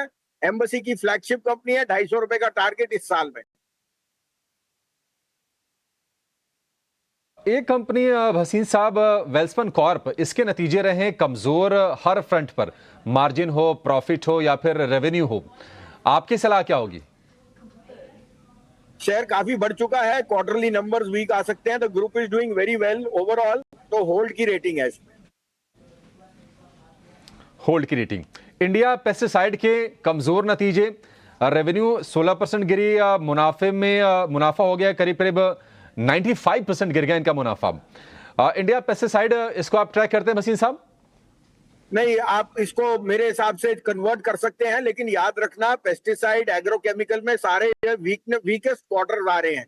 आगे की गाइडेंस जो एसआरएफ अतुल नवीन ने दी है वो बहुत पॉजिटिव है, बट मैं यहाँ से सजेस्ट करूंगा आप बेटर नेम में चले जाइए। एसआरएफ या अतुल में जाएंगे तो you will have more visibility and I think more confidence in better management. ठीक है, एसआरएफ या अतुल में आप शिफ्ट कर जाइए। एक आखिरी शेयर गुजरात एल्कलीज, और इसका जिक्र इसलिए क्योंकि ये कंपनी आ गई है घाटे में। मुनाफे के मुकाबले 71 करोड़ रुपए का मुनाफा था पिछले क्वार्टर में, अब है 46 करोड़ रुपए का घाटा।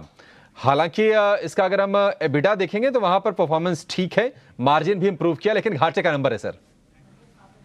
होल्ड की रेटिंग है। देखिए अभिषेक जी, ये 250 से 750 हो गया रिजल्ट में, भाव पहले ही 2 साल से दिख गया कि गुजरात एल्कली ने एक आउट परफॉर्मेंस दी है, लेकिन स्पेशलिटी केमिकल इनपुट और इंग्रेडिएंट स्टॉक्स में वीकनेस है और रह सकती है एक क्वार्टर। हाउएवर लॉन्गर टर्म में ये मेरे हिसाब से आउट परफॉर्म कर सकते हैं। Speciality chemical and agrochemical will come back very sharply in the next second half of the year. ठीक है, तो ये नजरिया गुजरात एल्कलीज में, पर second half of the year में स्पेशलिटी केमिकल्स में मूव आएगा। भसीन जी, इसी के साथ आपका बहुत बहुत शुक्रिया करना चाहेंगे हमारे साथ जुड़ने के लिए। एयरपोर्ट से आप लाइव थे और हमारे सभी दर्शक आपका बेसब्री से वेट भी करते हैं। Many thanks. पर चलिए अब आगे बढ़ेंगे और हमारे साथ और भी एक्सपर्ट्स धीरे धीरे करके जुड़ रहे हैं। अब चलेंगे रत्नेश गोयल के पास, उनका स्वागत करेंगे और उनसे जानेंगे कि कहाँ पे है आज उनकी नज़र स्टॉक स्पेसिफिक लिहाज से। Ratnesh, very good morning. बताइए आज कौन सी हैं आपकी स्टॉक कॉल्स? गुड मॉर्निंग सृष्टि, गुड मॉर्निंग एवरीवन, सभी दर्शकों को नमस्कार। मेरी दोनों बाइंग कॉल ही रहेगी। मुझे ऐसा लगता सकते हैं। बस थोड़ा सा ये देखना रहेगा कि बाजार थोड़ा सा जिस तरह से निफ्टी इंडिकेट कर रहा है और गैप अप ओपन, उसके बाद में थोड़ा सा 5-10 मिनट देखिए कि सस्टेन करता है या नहीं करता। उसके बाद में अगर बाजार मुझे ऐसा लगता है कि सस्टेन कर लिया, थोड़ी सी चाल अपनी बाजार वापस से ऊपर की ओर पकड़ सकता है। पर जो दोनों स्टॉक्स में रहे वो दोनों कैश मार्केट के रहेंगे, क्योंकि स्टॉक स्पेसिफिक मूवमेंट बरकरार है और मिड कैप में थोड़ा सा अभी मोमेंटम बरकरार है। तो आरएचआई में मुझे ऐसा लगता है कि काफी लंबे कंसोलिडेशन में कल 200 मूविंग एवरेज के ऊपर क्लोज दिया अच्छे वॉल्यूम के साथ में। तो यहाँ पे 720 रुपए का स्टॉप लॉस लगा के 760 रुपए के टारगेट मुझे आते हुए दिखाई देते हैं। दूसरा एक लिंडे इंडिया। लिंडे इंडिया आप देखें काफी अच्छा आउट परफॉर्म है। इसने कभी बाजार की कमजोरी के साथ में कभी भी पार्टिसिपेट नहीं करा, आउट परफॉर्म करा। तो कल morning star formation Linde India पे दिखाई दे रहा है। तो यहाँ पे एक तेजी की राय दिखती है, पोजिशनल भी कर सकते हैं इसमें काम। 9050 का स्टॉप लॉस लगा के 9300 के टारगेट आ सकते हैं। ठीक है, तो लिंडे इंडिया यहाँ पे आपको रखनी है नज़र, और साथ ही साथ आरएचआई मैग्नेसिटा, दोनों ही ब्रॉडर मार्केट के काउंटर्स जहाँ पे आज रत्नेश की नज़र। पर ख़ास तौर से एक आज आईटी काउंटर्स पे भी नज़रिया डालेंगे, क्योंकि कल एक भारी बिकवाली हुई थी और उसके बाद कुछ ब्रोकरेजेस की रिपोर्ट भी आई है कि ज़्यादा पॉजिटिव एक्शन नहीं देखने को मिल रहा है। तो उसके लिहाज से देखेंगे कि किस तरीके के एक्शन रहता है। विप्रो पे भसीन जी की नज़र है, देखते हैं कैसे उसका एक मूवमेंट आता है। पर इसके अलावा अगर हम बात करें टाइटन की, टाइटन कल भी करीब 2 से 2.5% की यहाँ पे गिरावट आई थी। आज गोल्डमैन सैक्स की भी कल रिपोर्ट थी। 3950 के टारगेट्स हैं। कल देखिए 3% का कट था। एक बार संतोष टाइटन का चार्ट चेक दीजिए। आज के लिए क्या कुछ लेवल्स ध्यान में रखने हैं? क्या कल की गिरावट पे कोई अहम सपोर्ट लेवल्स पे आता हुआ दिख रहा है? ये सस्ती, इसका स्ट्रक्चर देखे तो वीक है, क्योंकि स्टॉक अपने सारे मूविंग एवरेजेस के नीचे ट्रेड कर रहा है। हालांकि जो एकदम सपोर्ट के आसपास है 3220, इसका बहुत ही स्ट्रॉन्ग सपोर्ट है। अगर ये मैनेज कर लेता है होल्ड करने के लिए, तो मुझे लगता है ऐसे बाउंस बैक देखने को मिल सकता है। इन केस ये 3200 के नीचे स्लिप होता है तो शायद बिकवाली बढ़ सकती है, बट अभी प्रोबेबिलिटी कम है कि ये 3200 के नीचे जाएगा। तो अगर कोई एक ट्रेड लेना चाहता है कौनटा, तो 3200 के स्टॉप लॉस से खरीदारी कर सकता है। यहाँ से बाउंस बैक आता है तो ऊपर में वापस हमको 3450 तक की अपसाइड देखने को मिल सकती है। ठीक है, कुछ ऐसे स्टॉक्स भी पता कर लेते हैं जहां पर मार्केट का मोमेंटम काफ़ी बढ़िया है। क्या वो शेयर चल सकते हैं? एक शेयर मेरी लिस्ट में हो रहा है, उसका नाम है सिम्फनी। हालांकि गर्मी पड़ रही है वो एक अलग मामला है, लेकिन शेयर अब गर्म होना शुरू हुआ है। एक बार ज़रा सिम्फनी चेक करेंगे संतोष सर? आप ही चेक कीजिएगा सिम्फनी, जरा जल्दी से बताइएगा, फिर और भी है सवाल। ये सिम्फनी की बात करें तो इस ओवरऑल स्ट्रक्चर इसका भी वीक है, लेकिन अभी रिसेंट टाइम में थोड़ा बॉटमिंग आउट होने की कोशिश कर रहा है। अब इंपॉर्टेंट रेजिस्टेंस है 1100 का। अगर ये 1100 क्रॉस करने में कामयाब हो जाता है तो यहाँ एक ट्रेंड चेंज होगा, फिर हमको एक 1400 तक की भी रैली देखने को मिल सकती है। तो वेट कीजिए 1100 के लेवल का क्रॉस होने का। तो पहले एक बार 1100 के वेट कर लेते हैं, फिर कम से कम हमको 300 पॉइंट मिलेंगे। ध्यान रखिएगा, इस शेयर अपनी लिस्ट में डाल के रखिए। बहुत बड़ा वीकली ब्रेकआउट करने जा रहा है शेयर, अगर चला तो बहुत अच्छा चलेगा। रत्नेश सर नमस्ते, जरा आप चेक करेंगे। एक शेयर मैं आपको वैसे ही दे रहा हूँ जो एक्चुअली में ब्रेकआउट कर चुका है, और ये सोलंकी जी का क्वेश्चन वो है शेयर्स एक्चुअली में, वो है इमामी चेक कीजिएगा ना सर। वीकली बेसिस पर ये भी ब्रेकआउट शेयर है और बहुत बढ़िया मूवमेंट दे रहा है। जरा रखना है, और जिनके पास नहीं है वो भी प्लस कर लें। Good morning Dimpy. बिल्कुल डेफिनेटली मेरे हिसाब से कल नतीजे इसके काफी अच्छे थे, उसके बाद में काफी अच्छा मूवमेंट हमको दिखाई दिया है। और जिन्होंने ले रखा उनको तो बिल्कुल रखना ही चाहिए, जिन्होंने नहीं लिया मैं तो कहता हूँ उनके लिए भी एक अच्छी अपॉर्चुनिटी बनेगी। यहाँ पे 620 रुपए के ऊपर निकलेगा, बिल्कुल एक फ्रेश ब्रेकआउट देगा जो अपने ऑल टाइम हाई के पास जाएगा 700 रुपए के टारगेट के लिए। तो जो इनको फ्रेश एंट्री लेना हो 620 रुपए के ऊपर ले ले, 580 का स्टॉप लॉस। ठीक है, और 580 का स्टॉप लॉस लगा के पोजीशंस नहीं भी ली जा सकती है। पुराने वाले होल्ड करें, दोनों हम लगा रहे थे ठप्पा, बाय भी लगाओ होल्ड भी लगाओ। अच्छा, एक शेयर और रत्नेश सर आप ही चेक करो, वो है मार्क्सन्स फार्मा का शेयर। ये ब्रेकआउट हुआ है सर कल, एक बार जरा इसको भी चेक कर लो। मंथली बेसिस पर आपको दिखेगा और बढ़िया कैंडल्स बन रही है, यानी कि अगले आने वाले 2-4 दिनों में, यानी सॉरी 2-4 महीनों में ये शेयर बढ़िया चल सकता है। 350 भी चला जाए तो कोई बड़ी बात नहीं है। मार्क्सन फार्मा के शायद डिम्पी जी कल नतीजे आए थे थोड़ा सा, उसके बाद में थोड़ी सी सेलिंग हमको देखने को मिली थी। 200 मूविंग एवरेज के आसपास में सपोर्ट लिया है, तो मुझे ऐसा लगता है कि थोड़ा सा कंसोलिडेशन होगा यहाँ पे। बहुत ज्यादा बड़ी तेजी मुझे अभी नहीं दिखाई दी थी। मेरे हिसाब से 170 रुपए के ऊपर निकलता तब फिर इसमें एक तेजी बनानी चाहिए। ठीक है, रिलायंस इंडस्ट्रीज आज प्लस करना चाहिए। अक्षय पी भागवत, रिलायंस इंडस्ट्रीज प्लस करें आज। जी, रिलायंस इंडस्ट्रीज डे ट्रेडिंग के लिए आप कंसिडर कर रहे हो तो जरूर आप प्लस कर सकते हैं। 2850 पे काफी ओवरबॉट है अगर आप डे ट्रेडिंग या इंट्राडे पैरामीटर्स देखें तो एक 30 से 40 रुपए की तेजी आज या कल में आपको दिख जाएगी। 2820 का सपोर्ट है, उसके नीचे आप स्टॉप लॉस लगा के डे ट्रेडिंग के लिए या कैरी फॉरवर्ड के हिसाब से प्लस कर सकते हैं। जी, बाटा इंडिया पे आपका टेक क्या है? टेक्निकल्स वाले इसको एक अच्छा बहुत बहुत बढ़िया बेस फॉर्मेशन का लेवल लगा सकते हैं, लेकिन अभी एक्शन नहीं आया। आप तो कंजम्पशन को चेक ही कर रहे हो, इसमें एक स्टॉप लॉस डाल के पोजीशन ले सकते हैं क्या? आपकी राय क्या है इस पे? चला हुआ शेयर नहीं है बाय द वे, मैं आपको बता दूं ये।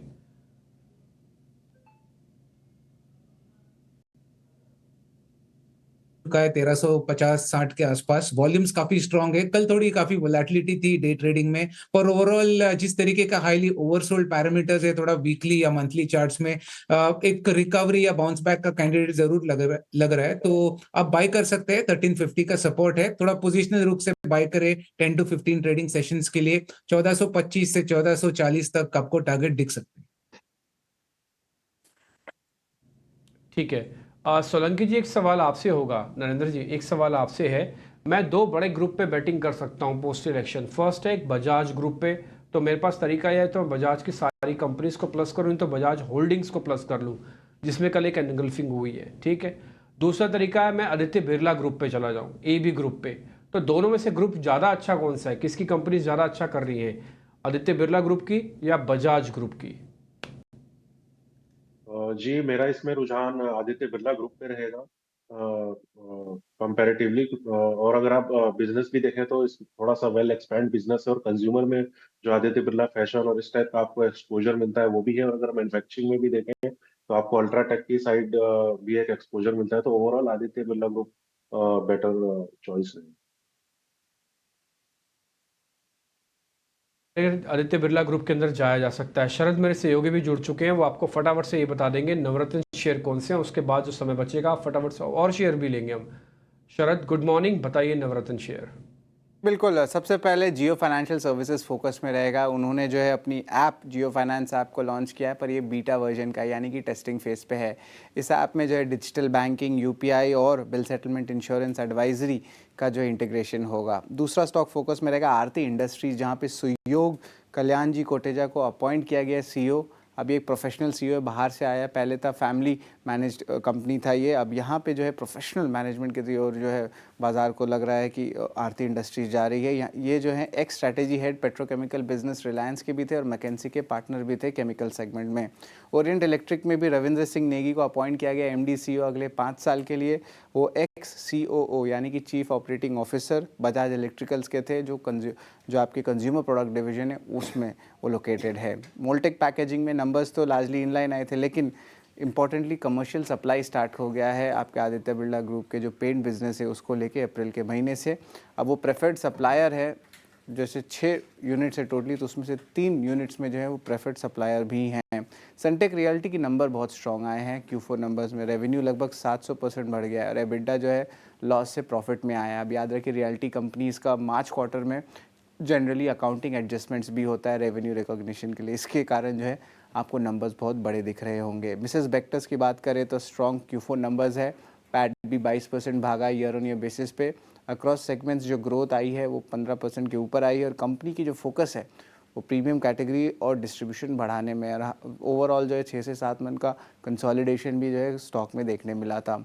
7वां स्टॉक रहेगा इंडिया पेस्टिसाइड्स। बहुत कमज़ोर नतीजे देखने मिले हैं, एबिटा 88% सिक्वेंशियली गिर गया है। और ओवरऑल जो इंटरनेशनल बिजनेस जो सारे एग्रोकेमिकल कंपनीज ने कहा है अपने कमेंट्री में कि डिमांड अभी भी प्रॉब्लम में है और जो इन्वेंट्रीज इशू है अभी भी परसिस्ट कर रहे हैं, यानी कि अभी भी हैं।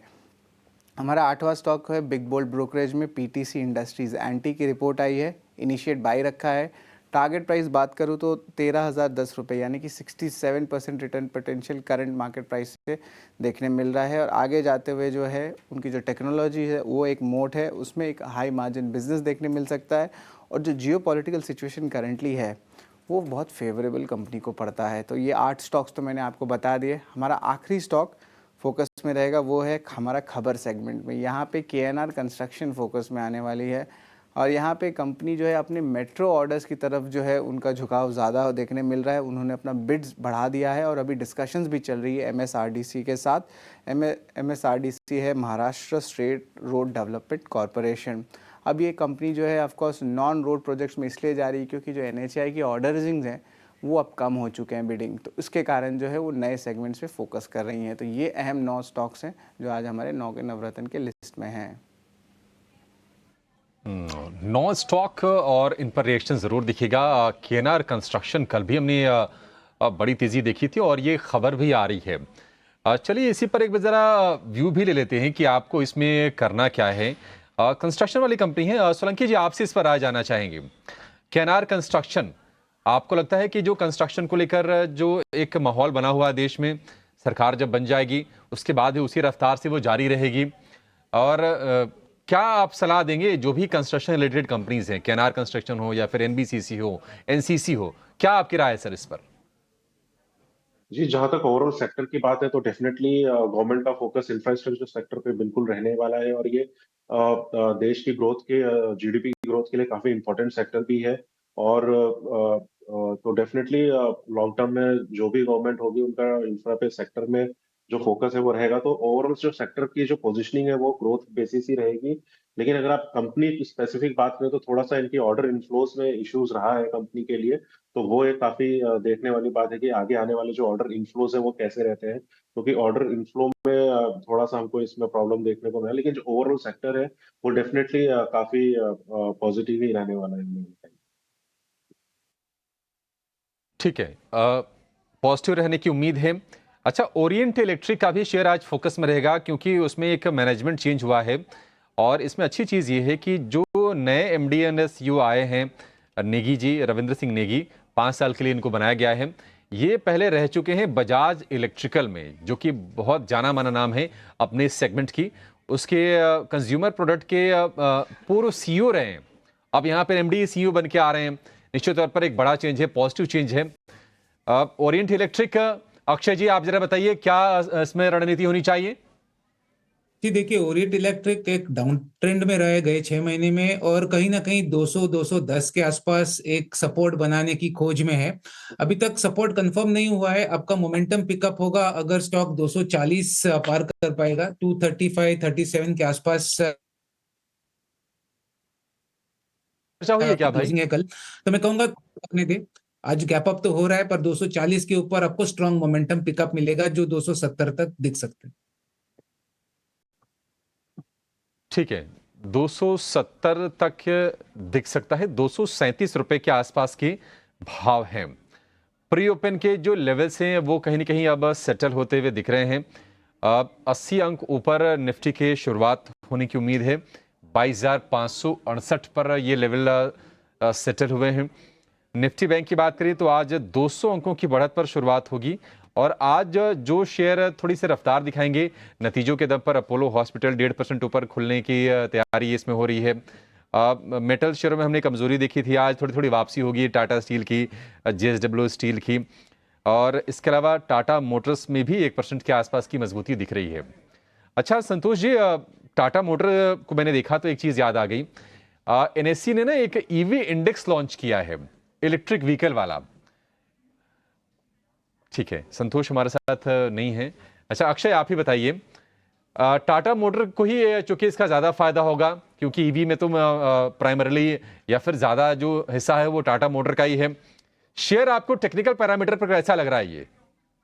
देखिए अभिषेक जी, टाटा मोटर्स बहुत ही एम स्तर पे ट्रेड हो रहा है। जो एक शॉर्ट टर्म ट्रेडिंग सपोर्ट है जो है 920-925 का लेवल, कल वहीं पे क्लोज हुआ है। गए 3 महीने में बार बार आप देखिए यही एरिया से डिमांड आ रही है। तो ट्रेडिंग के पैरामीटर्स पे बहुत ही परफेक्टली टेक्निकल सेटअप बैठ रहा है बाय के लिए। रिस्क रिवॉर्ड भी काफी अच्छा है, तो करंट रेट पे आप बाय कर सकते हैं। स्टॉप लॉस आप बनाइए करीबन 905 का, और यहाँ से अगर रिकवरी कर जाता है तो इमीडिएट पहला रेजिस्टेंस या पहला टारगेट एरिया ट्रेडिंग के नजरिए से 975 और उसके बाद 1000। तो ये दो टारगेट एरिया से आप ट्रेडिंग के लिए से टाटा मोटर्स बाय कर सकते हैं। यहाँ पे आप बाय ज़रूर कर सकते हैं। टाटा मोटर्स की एनुअल रिपोर्ट भी आई है, आपको बता दें, और इस एनुअल रिपोर्ट में अक्रॉस द सेगमेंट्स, चाहे वो पैसेंजर व्हीकल हो, कमर्शियल व्हीकल हो या फिर JLR डिवीजन के लिए, टाटा मोटर्स की टॉप बॉस है N चंद्रशेखरन, उनकी तरफ से पॉजिटिव कमेंट्री आई है। तो उसके चलते भी जो है एक एक्शन दिख सकता है सभी सेगमेंट्स के लिए। उन्होंने कुछ की फैक्टर्स हाईलाइट किए हैं कि आगे चल के क्या कुछ इनकी ग्रोथ को सपोर्ट करेंगे, पर खास तौर से उन्होंने ये बोला है कि सभी सेगमेंट्स में EBITDA और उनके मार्जिन्स को कैसे इंप्रूव करना है, इस पे खास ध्यान रहेगा। पर इसके अलावा एक और काउंटर पे आपसे राय लेना चाहेंगे अक्षय। PTC इंडस्ट्रीज, यहाँ पे एंटिक की रिपोर्ट आई है, कवरेज शुरुआत की है, यहाँ पे बाय की रेटिंग के साथ उन्होंने कवरेज शुरू किया है। 13,010 रुपीज़ के टारगेट्स दे रहे, यानी मौजूदा स्तरों से लगभग 67% का रिटर्न पोटेंशियल। टेक्निकल फ्रंट पे कैसा दिख रहा है? और 9% की तेज़ी के साथ तो ऑलरेडी ये शुरुआत करने की तैयारी कर रहा है, पर क्या बड़े ब्रेकआउट्स आते हुए दिख सकते हैं अक्षय इसमें? जी बिल्कुल। तो अगर मैं longer term charts, weekly charts देखूं तो एक स्ट्रॉन्ग ट्रेंड के बनते हुए दिख रहा है। हायर हाई और लोअर हायर बॉटम्स का फॉर्मेशन बहुत ही क्लियर है लॉन्गर टर्म चार्ट्स में। 7500 का इमीडिएट बेस है और वहीं से स्टॉक वापस उछला है। वॉल्यूम्स, डिलीवरी, बाइंग सब काफी बेहतरीन है। तो मैं कहूंगा कि जरूर आप बाय करें या पोर्टफोलियो में रखें। 10,000 तो दिख रहा है, थोड़ा पोजिशनल होल्डिंग बनेगा, तो पॉजिटिव व्यू है। 7500 का सपोर्ट और 10,000 तक टारगेट बनेगा PTC इंडस्ट्रीज में। 10,000 तक का जो है टारगेट बन सकता है PTC इंडस्ट्रीज में, इसको आपको खास तौर से ध्यान रखना है। पर इस बीच अगर हम देखें तो एक पॉजिटिव शुरुआत की तैयारी करते हुए निफ्टी और साथ ही बैंक निफ्टी भी। पर डिम्पी, आपसे समझना चाहेंगे, जिस तरीके का आप डेटा बता रहे थे, खास तौर से FIIs की पोजीशनिंग या डेटा बिल्डअप कैसे होता है, उस पर तो ध्यान रहेगा ही, पर ओपनिंग पे 80 अंकों की जो तेजी दिखा रहा है फिलहाल निफ्टी 50, कितना भरोसा करना चाहिए? ये अच्छा पॉइंट है, लेकिन मैं फिर से बोलूँगा क्योंकि क्लोजिंग बेसिस पर आपको देखना पड़ेगा और दूसरा शाम को आज FIIs का नंबर भी देखना पड़ेगा। मेरा ऐसा मानना है कि FIIs फिर से गलत साबित हो सकते हैं क्योंकि उन्होंने 13% की लॉन्ग होल्डिंग की और इस बार फिर 23,000 नहीं जाएगा। मैं आपको ट्रस्ट मी, फिर इस बार 23,000 नहीं जाएगा। अगर पुल बैक आएगा तो इससे ऊपर जाएगा मार्केट फिर, और फिर 50,000 बैंक निफ्टी नहीं आएगी, इससे भी ऊपर जाएगी बैंक निफ्टी। फिलहाल आप इतना सब ना भी सोचें, सिर्फ यही सोच लें कि आज का जो गिफ्ट निफ्टी के हिसाब से ऊपर खुल रहे हैं, ये एक रूटीन एक्सरसाइज है, इसमें ऐसा नया कुछ भी नहीं है। 22,500 हम पहले भी पा चुके हैं, 22,800, 23,000 तक गए हुए हैं, तो इसलिए मेरे लिए कुछ ज़्यादा एक्साइटमेंट वाला नंबर नहीं है। हाँ, जैसे अभी थोड़ी देर पहले आपको हमारे एक मेहमान बता भी रहे थे रत्नेश जी, कि वो थोड़ा रुक जाएंगे और उसके बाद ट्रेड देखेंगे। मेरे को भी पहले रुकना पड़ेगा। ये 80 पॉइंट रोकेगा भी कि नहीं रोकता, क्योंकि आप लगातार फॉल में और FIIs की पोजीशनिंग घटी हुई है। अगर ये नीचे आता है तो फिर मैं एक बार थोड़ा चेक करूंगा वापस से। मैं सपोर्ट एरिया आपके लिए बता देता हूँ, 27,500 और 27,000, माफ़ कीजिए 22,500, 22,300, ये दो इंपॉर्टेंट सपोर्ट एरिया हैं। मेरे को लग रहा है यहाँ पे अच्छे से पोजीशनिंग हो सकती है। आते हैं बैंक निफ्टी पर, एक बार जरा बैंक निफ्टी भी दिखाइए स्क्रीन पर, तो आप वहाँ पे भी देखेंगे जरा, तो आपको कोई ज़्यादा बड़ा डैमेज नहीं दिखेगा। कल तो हुआ ही नहीं था, आज भी कुछ ज़्यादा बड़ा डैमेज नहीं, बल्कि तेज़ी है इसके अंदर।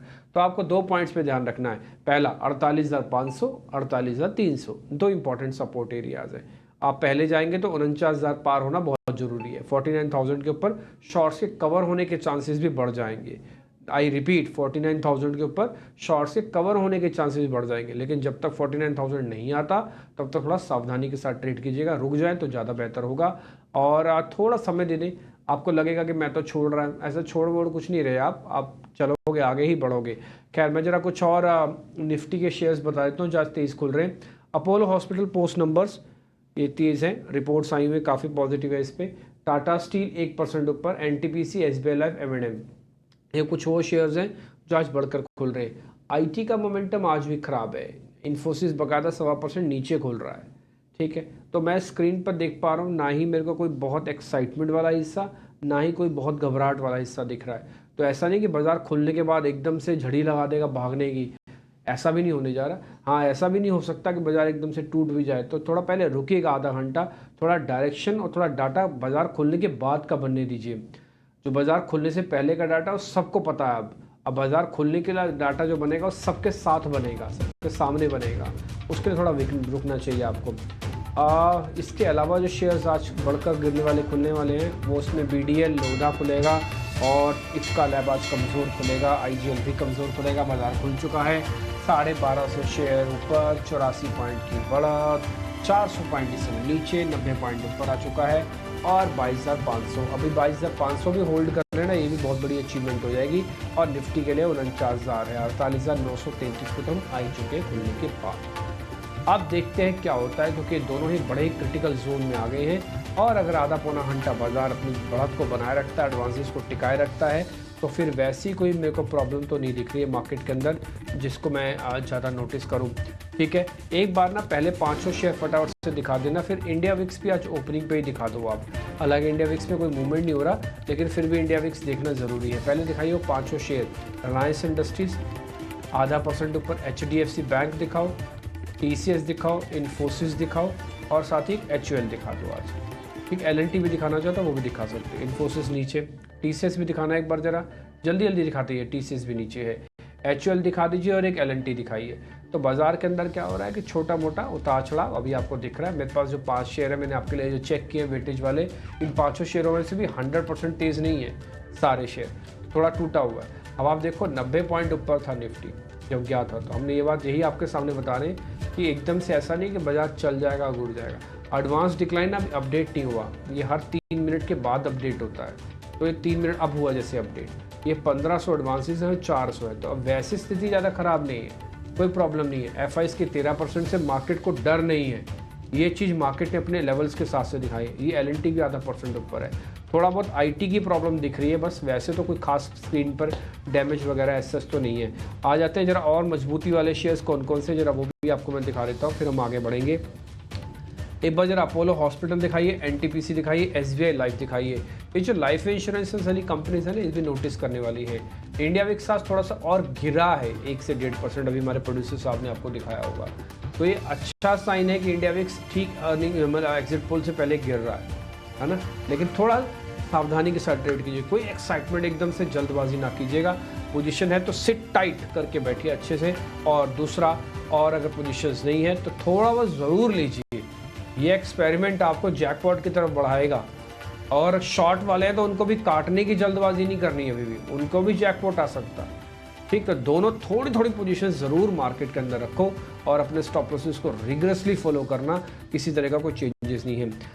M&M भी एक बार दिखा सकते हो, ऑटो इंडेक्स पूरा भी दिखा सकते हो। आज ऑटो की ज़्यादातर शेयर मेरे को ठीक दिख रहे हैं, ऐसा कोई प्रॉब्लम नहीं है। पेटीएम दिखाना करीब 5% ऊपर होगा, आइडिया सेलुलर 3% ऊपर आ चुका है। आज खुलते मदरसन, सोमिनी, ओबरॉय रियलिटी ने हर साल का हाई टेस्ट कर दिया। ये आप ऑटो इंडेक्स देख पा रहे हैं, ये पेटीएम आपको अपनी स्क्रीन पर सर्किट पर दिख रहा होगा। ठीक, अब मैं छोटे से थोड़े से एक शेयर आपको और बता देता हूँ। एक अच्छा ठीक है, एक ओबरॉय रियल्टी आज चेक करने वाला शेयर है। कोरोमंडल भी चल रहा है थोड़ा बहुत, शुरुआती इसमें बढ़त देखने को मिल रही है। हीट मैप दिखाइए एक बार, बाजार में थोड़ा सा बढ़त है, आपको मैं वापस से निफ्टी बैंक निफ्टी दिखाता हूँ। अच्छा, एक और चीज़, स्मॉल कैप और मिड कैप का इंडेक्स भी हरे निशान में है, उसमें ज़्यादा प्रॉब्लम ऐसा तो भी नहीं दिख रही है। ये हीट मैप है, आप देख पा रहे होगे 3 के तीनों लेयर इस समय आपको हरे निशान में दिख रहे हैं। करीब 100 पॉइंट निफ्टी गैप के साथ खुला हुआ है, 80 पॉइंट तो निफ्टी के गैप के ही है। ठीक, एक मारुति आया अभी 0.5% नीचे, फिर भी ऑटो इंडेक्स 0.5% ऊपर है मारुति के हटने के बावजूद भी। आप जो ऊपर देख पा रहे होंगे Bajaj Finserv, LNT, Bajaj finance, ICICI bank, कुछ हद तक फाइनेंस की कंपनीज और कुछ हद तक अर्निंग्स वाली कंपनीज का इम्पैक्ट है। एज सच कोई बड़ा नाम और बड़ा शॉर्टिंग वाला नाम आपको स्क्रीन पर अभी तो नहीं दिख रहा होगा। ठीक, छोटे मझोले शेयर आपको बता रहे सृष्टि, और उसके बाद फिर ओपनिंग का सौदा लेना शुरू कर रहे हैं। जी हाँ, तो कुछ एक काउंटर्स में ज़रूर एक्शन देखने को मिल रहा है, कुछ एक फार्मा काउंटर्स भी जो है गिरावट का शिकार हो रहे हैं। पर सबसे पहले इंडेक्स की बात करें तो वहाँ पे तेज़ी आप देख रहे हैं अपनी स्क्रीन पे। मिड कैप इंडेक्स लगभग 0.7% की यहाँ पे तेज़ी है, और स्मॉल कैप इंडेक्स भी जो है अपने आप को होल्ड कर रहा है। पर कुछ एक काउंटर्स जिन पे नज़र डालनी है वो है भारत रसायन, 12% का उछाल हम इस काउंटर में देख रहे हैं। जिंदल स्टेनलेस भी यहाँ पे भी 5% की तेज़ी है। फीनिक्स मिल्स भी आज लगभग 6% की तेज़ी दिखा रहा है। और कुछ एक पावर काउंटर्स पे भी नज़र रखिए, क्योंकि यहाँ पे भी धीरे धीरे करके जोश आ जा रहा है, जिसमें कि टोरेंट पावर 4% का उछाल जो है यहाँ पे आप देख रहे हैं। जीएमआर एयरपोर्ट्स नतीजे अच्छे थे, ब्रोकरेजेस का भी भरोसा था, पर कल गिरते मार्केट के साथ जो है स्टॉक में अच्छी गिरावट देखने को मिली। आज एक रीबाउंड आप देखेंगे जीएमआर एयरपोर्ट्स में 4.5% की तेजी इस काउंटर में आप देखेंगे। सुप्रजित इंजीनियरिंग, कल भी हमने इस पे अपने एक्सपर्ट से राय ली थी, 6 से 7% की तेजी थी वीक बाजार में भी। आज फिर से उस पर एक बिल्डअप है, 4% का उछाल फिर से आप देख रहे हैं सुप्रजित इंजीनियरिंग में। इसके अलावा अगर देखें हुडको, तो ये भी हमारे एक एक्सपर्ट के रडार पे था। आई गेस कुछ ने इस पे कॉल दी थी, 2.25% की यहाँ पे तेजी है। और उसके अलावा भारत डायनामिक्स नतीजों के बाद यहाँ पे भी लगभग 2% की तेजी है।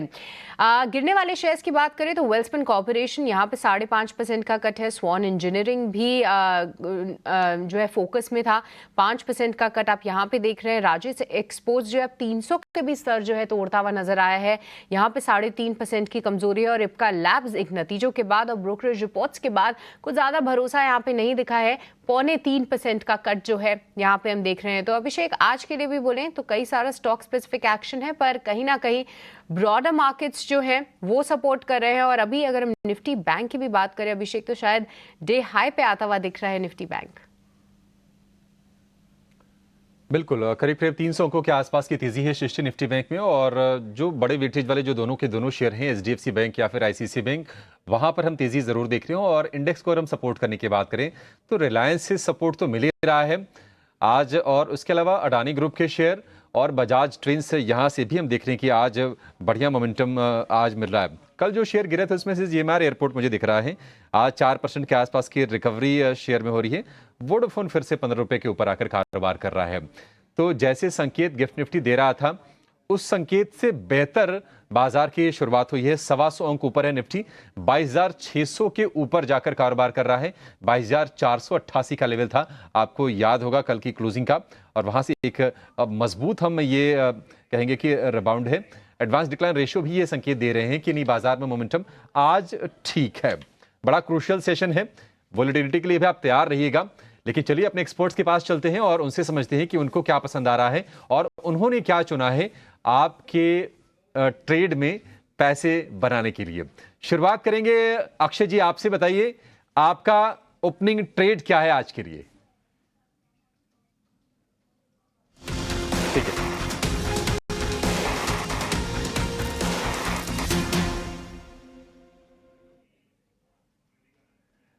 ठीक है।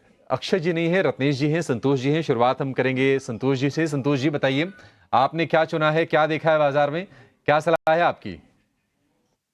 मुझे वोल्टास अच्छा नजर आ रहा है। वोल्टास की बात करें तो हमने इसमें एक राउंडिंग बॉटम फॉर्मेशन बनते देखा था, स्टॉक ने पुल बैक दिया और आज 20 डे मूविंग एवरेज से बाउंस बैक करते नजर आ रहा है। तो मुझे लगता है आज वापस तेजी बन सकती है, यहाँ पे खरीदारी कीजिए। 1355 का स्टॉप लॉस मेंटेन कीजिए, ऊपर में आपको 1410 तक की रैली देखने को मिल सकती है। आज के लिए संतोष जी आपके टारगेट क्या बताया आपने?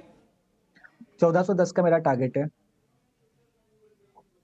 1410 रुपए का टारगेट है। 1372 रुपए पर फिलहाल ये शेयर है, यानी कि यहां से 40 रुपए चलने की गुंजाइश है। ये है संतोष जी की राय। 1355 रुपए का स्टॉप लॉस आपको लगा के चलना है। ये ओपनिंग ट्रेड संतोष की तरफ से। रत्नेश जी, आपका शेयर, आपका भरोसा कहां है, क्या खरीदना है अभी? ऐसा लगता है एलएनटी में काफी अच्छा कंसोलिडेशन का ब्रेकआउट दिखाई दे रहा है, तो एलएनटी में यहाँ पे तेजी करने की लायक रहेगी। 3725 रुपए तक के टारगेट यहाँ पे आ सकते हैं और 3675 रुपए तक के यहाँ पे एक स्टॉप लॉस लगा के काम कराया जा सकता है। और इवन एक और आप अगर बोले तो मैं एक और मैं यहाँ पे ओपनिंग ट्रेड दे सकता हूँ, कंडीशनली बाय रहेगा। तो उसमें प्रेस्टीज स्टेज में मुझे काफी अच्छा एक गैप अप ओपन दिखाई दे रहा था। यहाँ पे अगर ये 1615 निकालता है प्रेस्टीज, तो वहां पे एक खरीदारी की राय रहेगी। यहाँ पे स्टॉप लॉस लगा लेना चाहिए 1590 का। 1615 के ऊपर तेजी करे 1660 रुपए तक के टारगेट। 1615 के ऊपर तेजी करना है, कंडीशनल कॉल है। 1660 रुपए के टारगेट प्रेस्टीज एस्टेट के लिए। रत्नेश जी, आप जरा टाटा पावर चेक कीजिए। टाटा पावर में क्या मौके हैं क्या?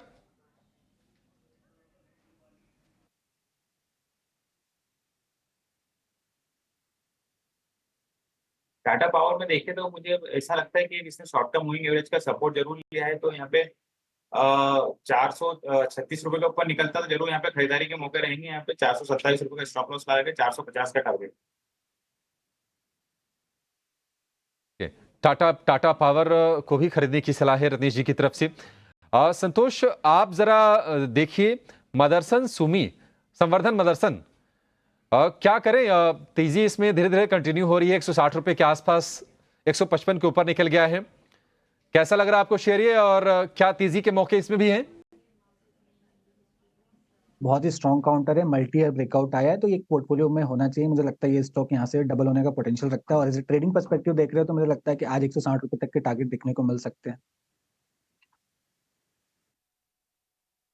ठीक है। तो ये रहा संवदना मदरसन पे। हमने कल भी देखा था कि काफ़ी एक अच्छी तेज़ी काउंटर ने पकड़ी थी। 2 दिन से ही तेज़ी जारी है, अच्छे नतीजे और ब्रोकरेजेस को भी काफ़ी पसंद आ रहा है। पर इस बीच आप देखिए निफ्टी बैंक अपने आप को कहीं ना कहीं होल्ड कर रहा है। ये एक पॉजिटिव संकेत ज़रूर है क्योंकि 340 अंकों की तेज़ी है। हालांकि अदानी एंटरप्राइज जो है निफ्टी का टॉप गेनर है, और बैंकिंग का कोई भी नाम फिलहाल मैं निफ्टी के टॉप 10 स्टॉक्स में तो नहीं देख पा रही हूँ। पर जिस तरीके से आज थोड़ा सा सपोर्ट ज़रूर आया है। अक्षय, क्या सरकारी बैंकों में से कोई स्टॉक है जो कि चलने के लिए तैयार है? ओके, माफ़ कीजिएगा, अक्षय हमारे साथ शायद नहीं है अभी। संतोष, क्या सरकारी बैंकों में से कोई काउंटर आपके रेडार पे है? क्योंकि मैं एसबीआई देख रही थी, ये भी लगभग डे हाई के आसपास है। इवन कैनरा बैंक और पीएनबी भी अपने 20 डे मूविंग एवरेज से एक सपोर्ट लेके फिर से एक थोड़ा सा अप ट्रेंड दिखा रहे हैं। क्या आज जिस तरीके से थोड़े से स्थिर या संभलते हुए दिख रहे हैं ये काउंटर्स, भरोसा वापस आ रहा है आपका? इस बैंक स्ट्रक्चर बुलिश है बट थोड़े से वॉलेटाइल हो रहा है, लेकिन एक स्टॉक है इंडियन बैंक जहाँ जिसका स्ट्रक्चर बहुत बुलिश है, आप इंडियन बैंक पर बैट कर सकते हैं। ये स्टॉक मुझे लगता है कि यहाँ से 650 तक की अपसाइड दिखा सकता है। 560 का स्टॉप लॉस मेंटेन कीजिए और पोजिशनल बेसिस पे 650 के टारगेट के लिए होल्ड कीजिए। ठीक है। तो फिलहाल जो है थोड़े वॉलेटाइल ज़रूर है, पर इंडियन बैंक पे आपको नज़र रखनी है। रत्नेश, क्विकली एक काउंटर आप बताइए, वो है टाटा पावर, क्योंकि जब मैं इसको देख रही थी लगभग 1% की तेज़ी थी, अब 2 से 2.5% की तेज़ी है। क्योंकि स्टार्टिंग में ही जितने भी पावर काउंटर्स थे, पीएफसी, आरईसी, देखिए रुकने का नाम नहीं ले रहे हैं। पूरी पावर थीम चल रही है। हम रिपोर्ट्स देख रहे हैं कि कैसे जो पावर की डिमांड है वो एक ऑल टाइम हाई लेवल पे आते हुए दिख रही है। मई महीने में किस तरीके की गर्मी पड़ी, खास तौर से नॉर्थ इंडिया में। टोरेंट पावर 4% ऊपर था, अब टाटा पावर जोश पकड़ता हुआ नजर आ रहा है। ओपनिंग के बाद ही रत्नेश लगातार इसमें एक टिक्स बन रहे हैं। कैसे देखा जाए इसको चार्ट्स पे? अभी जस्ट अभिषेक से हमने ये डिस्कस है, टाटा पावर तो 436 रुपए के ऊपर यहाँ पे खरीदने की सलाह दी थी उस पर, और उसमें स्टॉप लॉस लगाएंगे। फिर अगर कोई इंटरडे लिहाज से काम करना चाहता है तो 429 रुपए का ऊपर जो टारगेट बनेगा, फिर वहाँ पे 445 450 तक। तो शायद टाटा पावर पे ऑलरेडी राय दे दी गई थी, पर जिस तरीके से मूव आ रहा है वो डेफिनेटली टेक्निकल सेटअप पे भी एक बार पॉपअप ज़रूर हुआ था। पर इप्का लैब्स, एक बार संतोष इस पे आप राय दीजिए। नतीजों के बाद ब्रोकरेजेस को भी कुछ खास पसंद नहीं आए नतीजे। देख रहे हैं डेज लो पे आता हुआ इप्का लैब। हमने कल एल्केम लैब्स में इस तरीके की गिरावट देखी थी, जहाँ पे भी निराशा हाथ लग रही है। इप्का लैब्स का एक बार डायरेक्टर साहब चार्ट दिखाइए। यहाँ पे 4% से ज़्यादा के कट्स आते हुए दिख रहे हैं, और क्योंकि मैनेजमेंट की कमेंट्री से बहुत ज़्यादा यहाँ पे सपोर्ट नहीं देखने को मिला, उसके चलते इस काउंटर में गिरावट है। शायद हम उसका चार्ट नहीं ला पा रहे हैं स्क्रीन पे। एक बार संतोष, इप्का लैब्स अगर आप देख पा रहे हैं उस पर एक बार चार्ट चेक दे पाएंगे? कलेक्ट की बात करें तो यहाँ पे एक डबल टॉप फॉर्मेशन का ब्रेकआउट आया। यहाँ पे कई लोग लॉन्ग साइड ट्रैप हुए हैं, तो स्टॉक स्ट्रेंथ दिखा रहा था। तो यहाँ पर मुझे लगता है और प्रेशर बढ़ेगा। स्टॉक हो सकता है अपने 200 मूविंग एवरेज को टेस्ट करने जाए, जो करीबन 1120 के आसपास आएगा। तो यहाँ से करीबन 80 पॉइंट की और गिरावट देखने को मिल सकती है।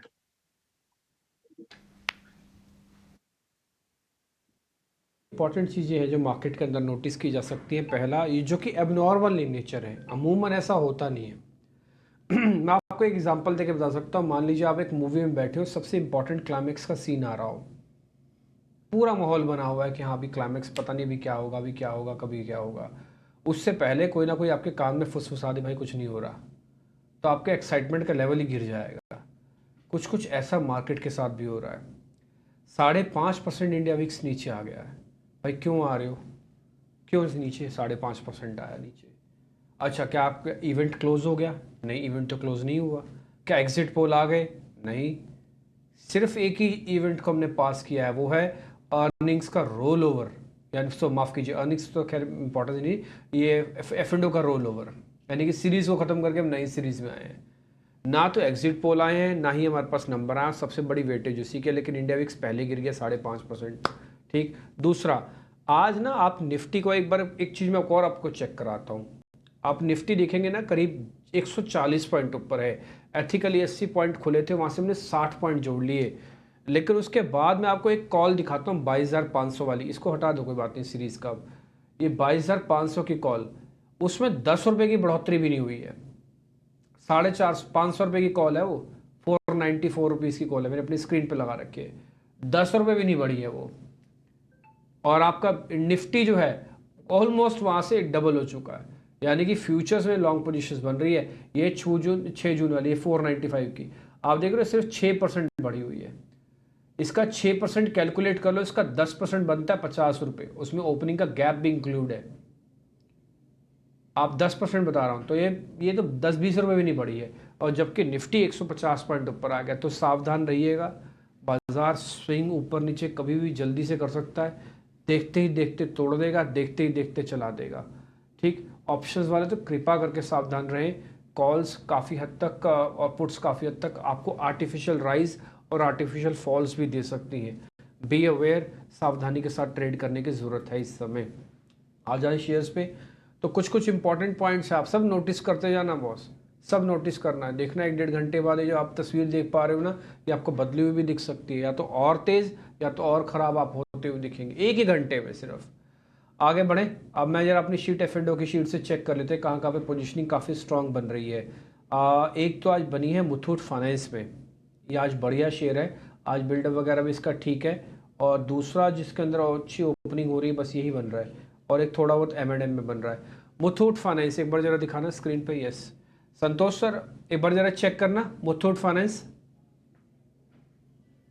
स्टॉक की बात करें तो इसके रिजल्ट्स अच्छा है, लेकिन एक ये 1760 से 1780 के जोन को क्रॉस नहीं कर पा रहा, डबल टॉप बना रहा है। आज खुला ऊपर था लेकिन ऊपर से प्रेशर आया है, तो कहने की सप्लाई नजर आ रही है ऊपर के लेवल पे इसको।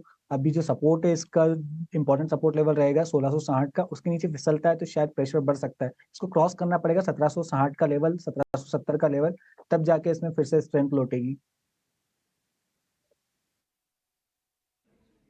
ठीक है, एक शेयर मैं बताने से पहले एक ना एडवांस डिक्लाइन भी दिखाना चाहता हूँ। एक बार जरा निफ्टी की एडवांस डिक्लाइन वाली प्लेट भी दिखाना, फ्यूचर्स वाली, जिसमें आपको F&O के बढ़ने और गिरने वाले शेयर्स दिखते हैं। एक बार जरा वो भी दिखाओ। 103 का लॉन्ग है, शॉर्ट कवरिंग है 40 शेयर, यानी कि करीब करीब 140 शेयर प्लस होंगे आप इस शीट के अंदर। और यहाँ पे लॉन्ग भी हुआ है आज काफ़ी हद तक। प्रोड्यूसर साहब जरा दिखाइए प्लेट, आज स्लो है, आप थोड़ा फास्ट कीजिए, फटाफट से प्लेट दिखाइए आप। दूसरा ये वाली प्लेट करीब 140 शेयर आपको दिखे, ये ऑलरेडी हम 3 के 4 × 12 4 चौक 16, हाँ ये करीब हम 3-4% ऊपर है। ठीक है, तो ये एक इम्पॉर्टेंट फैक्टर है कि आवाज़ तेज़ी जितनी ड्रैग मार रहे थे ना उतना ऊपर लेके आ चुके हो। सेम NSE और BSE के शेयर्स में भी आपको दिख रहा होगा 3 टाइम्स 1:3 का बना हुआ है ये। और अगर ये बना रहे तो ही बाजार चलेगा, अगर इसमें थोड़ा भी फॉल होता है ना तो मार्केट गिर भी सकता है। मैं आपको गिरने और बढ़ने दोनों के रीजनिंग के साथ साथ कुछ इंपॉर्टेंट पॉइंट नोटिस करवा रहा हूँ। ठीक, बस आप वो देखते रहना और कुछ नहीं है। रिलायंस इंडस्ट्रीज, टाटा केमिकल्स वगैरह सब भी ठीक चल रहे हैं। अच्छा, एक शेयर जो मेरे को पता करना था, अपोलो हॉस्पिटल्स, कुछ नई पोजीशंस ले सकते हैं रत्नेश सर अपोलो हॉस्पिटल में?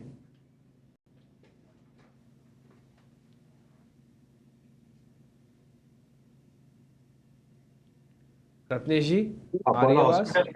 अपोलो हॉस्पिटल आप देखें निम्पी जी, तो अभी ऐसा कुछ विशेष नहीं लग रहा है, क्योंकि ऊपर में सप्लाई नहीं निकाला है इसने। अगर 5990 या ऐसा कुछ लेवल निकालेगा तो ही मुझे हिसाब से नई तेजी की पोजीशन लेना चाहिए, जब तक थोड़ा सा अवॉइड के लिस्ट में रखना चाहिए इसको की लिस्ट में रख। एक चीज़ मैं आपको और बता देता हूँ, आप ना बिल्कुल शांति से आराम से बैठिए, मार्केट को कुछ नहीं है, सिर्फ 2 दिन के अंदर पैसा बन जाएगा ऐसा नहीं है। पैसा बनाने वाले पैसा बना के निकल भी चुके होंगे इवेंट से पहले, और आप इस इवेंट के अंदर सिर्फ हाथ ही न मलते रह जाएं। थोड़ा सावधानी के साथ ट्रेड कीजिए। बाज़ार बहुत ही एबनॉर्मल थोड़ा सा रिएक्ट कर रहा है बहुत सारी जगहों पर, अपनी होल्डिंग पे रिएक्ट का एबनॉर्मल कर रहा है, इंडिया विक्स पे एबनॉर्मल रिएक्ट कर रहा है। एथिकली ये 5% ऊपर विक्स बढ़ना चाहिए था, बट ये 5% नीचे आ गया है। ठीक है, इवेंट को क्या डिस्काउंट हो रहा है क्या? सभी लोग डिस्काउंट कर रहे हैं, तो फिर हम इतने एक्साइटमेंट क्यों लेके बैठे हैं जब सभी लोग इवेंट को डिस्काउंट मार रहे हैं? तो ठीक, थोड़ा बी अवेयर, थोड़ा सावधान रहिएगा। और मेरे को लग रहा है ये कोई बड़ा मूवमेंट है जो मार्केट के अंदर भी वेट हो रही है। अजीत मिश्रा हमारे साथ जुड़ चुके हैं। अजीत सर नमस्ते। बाजार खुलने के बाद सर आपने कौन से शेयर्स देखे? पहले अपनी ट्रेडिंग कॉल्स बता दीजिए, फिर पूछते हैं आपसे और शेयर्स।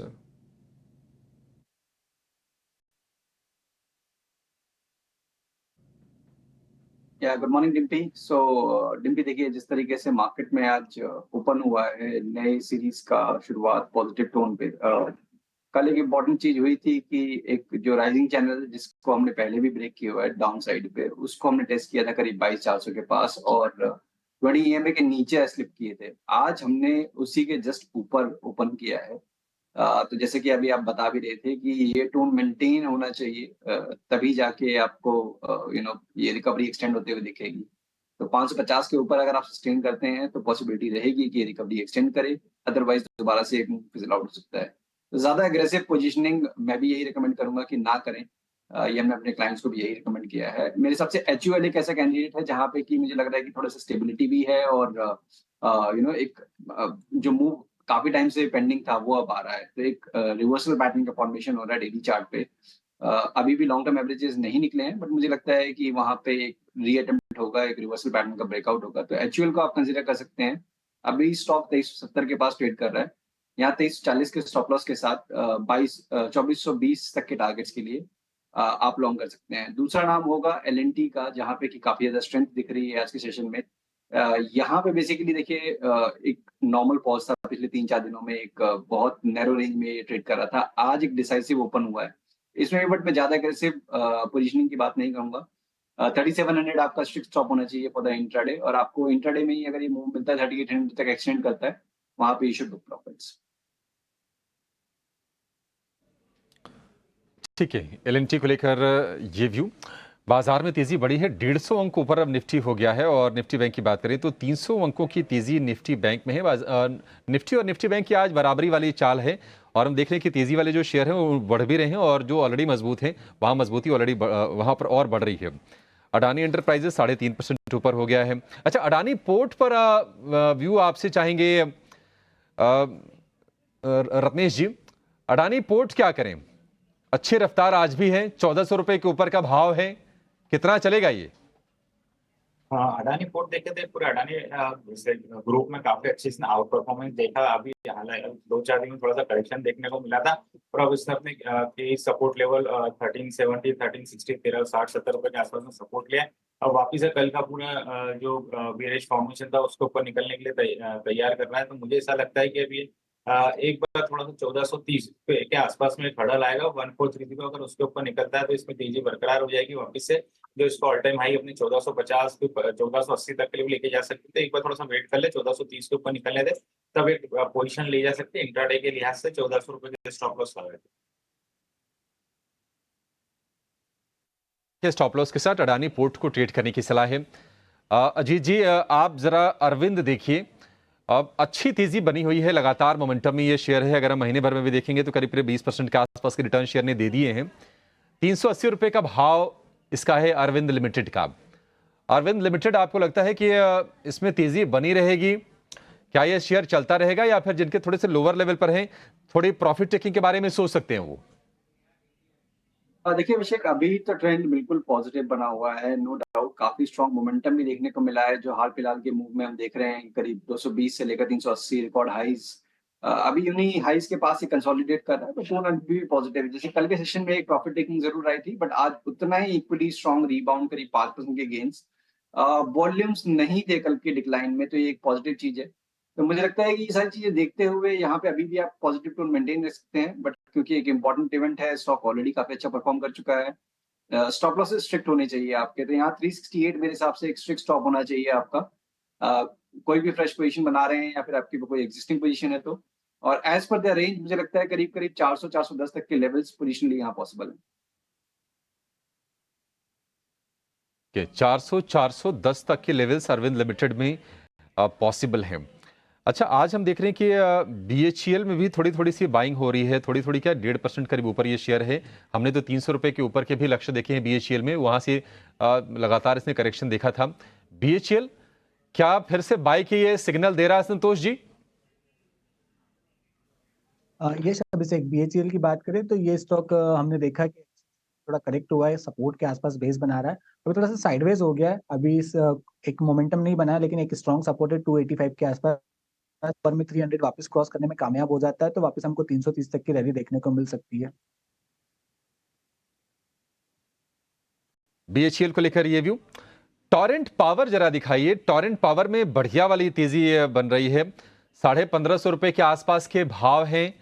अजीत, आप टॉरेंट पावर चेक कीजिए, पावरफुल मूव्स, क्या ये पावर सस्टेन करेगी?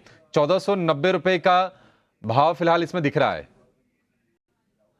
देखिए अभिषेक, इसमें एक बहुत ग्रेजुअल मूव और रिकवरी देखने को मिल रही है। बेसिकली कुछ खास मेजर डेंट हुआ नहीं था, इसका जो करेक्शन हो भी रहा था पिछले कुछ एक महीने में, तो अभी ये रिकवरी फेज में है। आज हायर लेवल थोड़ा प्रॉफिट टेकिंग भी देखने को मिल रहा है, करीब 1550 के लेवल को ये रेजिस्ट कर रहा है। मेरे हिसाब से 1550 के ऊपर एक फ्रेश मोमेंटम देखने को मिल सकता है, बट अभी भी टोन क्योंकि पॉजिटिव है तो आप लॉन्ग पोजीशन में बने रह सकते हैं। जो रिसेंट बेस बना है, जिसका ब्रेकआउट हुआ है, वो करीब 1445 पे है। तो 1445 का स्टॉप, 1550 आपका पहला टारगेट, वो ब्रेक होने के बाद आप नए हाईज की बेसिकली उम्मीद कर सकते हैं 1650 1700 तक के लेवल्स की भी। ठीक है, 1650 1700 तक के लेवल्स टॉरेंट पावर में आ सकते हैं। अच्छा, कल भी हमने देखा था कि कमिंस में गिरावट आई थी, नतीजे इसके ठीक ठाक थे, हालांकि शेयर ये चला हुआ है, अच्छे से चला है, लेकिन आज भी ये करेक्ट हो रहा है। रत्नी जी, आप जरा ये बताइए कि कमिंस क्या यहां से भी शॉर्ट कर सकते हैं या फिर अभी अब ये बाइंग रेंज में आ रहा धीरे धीरे शेयर, ये क्या करना चाहिए इसमें, जरा ये बताइए सर। क्यूमिंस में कल नतीजे के बाद में थोड़ी सी हमको गिरावट देखने को मिली थी, हालांकि बहुत थोड़ा चला हुआ था ये, और कल की सेलिंग को आज इसने फॉलो अप दिया है। कल भी इसने काफी बेरिश इंगल्फिंग कैंडल बनाया, उसको आज मेरे हिसाब से वापस इसको फॉलो अप दे रहा है। शॉर्ट टर्म 30 दिन मूविंग एवरेज के नीचे इसने थोड़ा सा ट्रेड करना स्टार्ट कर दिया, तो मुझे ऐसा लगता है कि थोड़ी सी जो सेलिंग है ये रह सकती है। अगर 3470 3470 रुपए का अगर ये लेवल तोड़ेगा, थोड़ी सेलिंग बरकरार रह सकती है, जो कि फिर नीचे इसको लेके आ सकती है 3400 और 3360 रुपए तक। तो 3470 के नीचे थोड़ी सी इस पे शॉर्ट एक पोजीशन ट्रेडिंग के लिहाज से बनाई जा सकती है, और फिर वहां पे स्टॉप लॉस लाए हैं 3330 रुपए। तो कमिंस इंडिया आज फिर से एक बार वीकनेस का शिकार हो रहा है। इस बीच अपोलो हॉस्पिटल्स पे एक बार नज़र डालिए, क्योंकि ये काउंटर हालांकि इसकी शुरुआत पॉजिटिव हुई थी, पर नतीजे अगर आप क्लोजली देखेंगे तो इनके हॉस्पिटल मार्जिन साल दर साल थोड़े कम होते हुए नजर आए हैं। हालांकि मैनेजमेंट का ये कहना ज़रूर है कि आने वाले समय में ऑक्यूपेंसी FY25 की FY24 के कंपैरिजन में थोड़ी बेहतर ज़रूर रह सकती है। पर इसी के साथ ये भी ध्यान रखने वाली बात है कि कंपनी का केपेक्स जो है कई सारे राज्यों में अभी फिलहाल जारी है, अगले 3 साल तक जारी रहेगा, उसके चलते भी इनके मार्जिन्स थोड़े से इम्पैक्ट हो ही सकते हैं। इस बार भी गिरावट हमने देखी थी और हम देख रहे हैं कि थोड़ा सा मोमेंटम भी फिजल आउट हो रहा है। एक बार संतोष अपोलो हॉस्पिटल्स पे चार्ट चेक दीजिए, क्योंकि नतीजे इनलाइन थे, अच्छी शुरुआत हुई, पर कहीं ना कहीं जिस तरीके के इंटरनल्स अगर हम देखें तो वो सपोर्ट नहीं करते हुए नजर आ रहे थे। कल 2% का कट जरूर था, आज के लिए कौन से लेवल्स ध्यान में रखें? ये स्टॉक ने काफी अंडर परफॉर्म किया है, लेकिन अब अपने इंपॉर्टेंट सपोर्ट एरिया को अप्रोच कर रहा है। ये 200 दिन का मूविंग एवरेज इसको 5700 के आसपास से, तो 5700 के लेवल को वॉच करना चाहिए। इन केस 5700 ब्रेक भी हो जाता है तो नीचे 5600 5500 के आसपास को एक डिमांड। ओके, तो इम्पॉर्टेंट सपोर्ट लेवल्स के आसपास है अपोलो हॉस्पिटल्स, ऐसा मानना है संतोष का। तो देखते हैं कि अपने सपोर्ट्स को जो है वो होल्ड करता है या नहीं। इस बीच आप देखेंगे तो निफ्टी बैंक अपने आप को जहां पे होल्ड कर रहा है, HDFC बैंक लीड लेता हुआ नजर आ रहा है, 1% की तेज़ी है, और इंडसइंड बैंक, ये दोनों ही काफ़ी यहाँ पे जो है फाइट चल रही है कि कौन निफ्टी बैंक की तेज़ी को लीड करेगा। पर RBL बैंक में भी लगभग 1% की तेज़ी है। रत्नेश, ये काउंटर भी एक बड़ा अंडर परफॉर्मर रहा है, पर जो मोमेंटम बन रहा है, क्या RBL बैंक की तेज़ी पे आप भरोसा करेंगे? आरबीएल मैंने देखा इसमें पूरी तेजी में आप बोले इसमें अंडर परफॉर्मेंस देखने को मिला है। अभी भी इसने वापस से अपना थोड़ा सा टाइम के लिए अपना की एवरेज 200 के ऊपर निकल के ट्रेड करना स्टार्ट किया तो वापस इसने दे दिया। और मुझे ऐसा नहीं लगता है कि इसमें कोई बहुत बड़ी तेजी यहाँ पे देखने को मिल सकती है। अपने इंपॉर्टेंट सपोर्ट लेवल 230 240 के आसपास में आया जरूर है, पर मुझे बहुत बड़ी तेजी इसमें दिखाई नहीं देती। तो वैसा मेरी तरफ से कोई बहुत बड़ी तेजी या लंबी तेजी की इसमें कोई सलाह नहीं है, तो अभी मेरे हिसाब से थोड़ा सा अवॉइड ही रखना चाहिए इसको।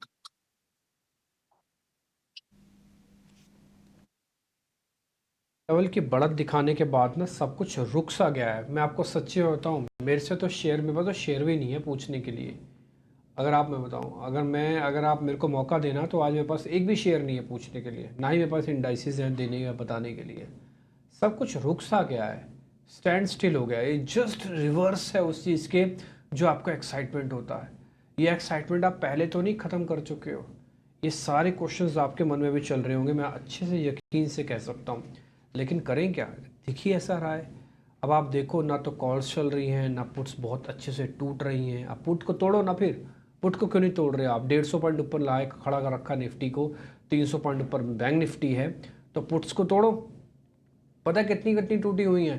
बैंक निफ्टी की 48,500 के पुट जो 5 तारीख को एक्सपायर होने वाली हैं, उसमें कट सिर्फ 17% का है। क्या होता है 17% का कट?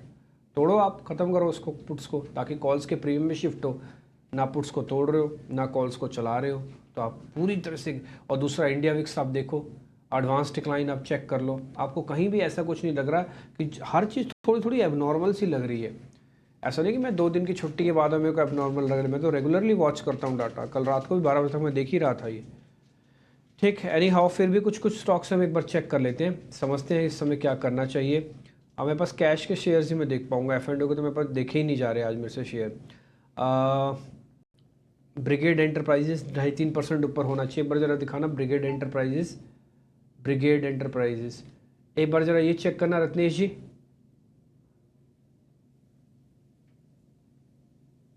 ब्रिगेड इंटरप्राइजेस देखा जाए डिम्पी, तो मुझे ऐसा लगता है कि इसमें भी हाल फिलहाल में हमको काफी अच्छी तेजी देखने को मिली थी।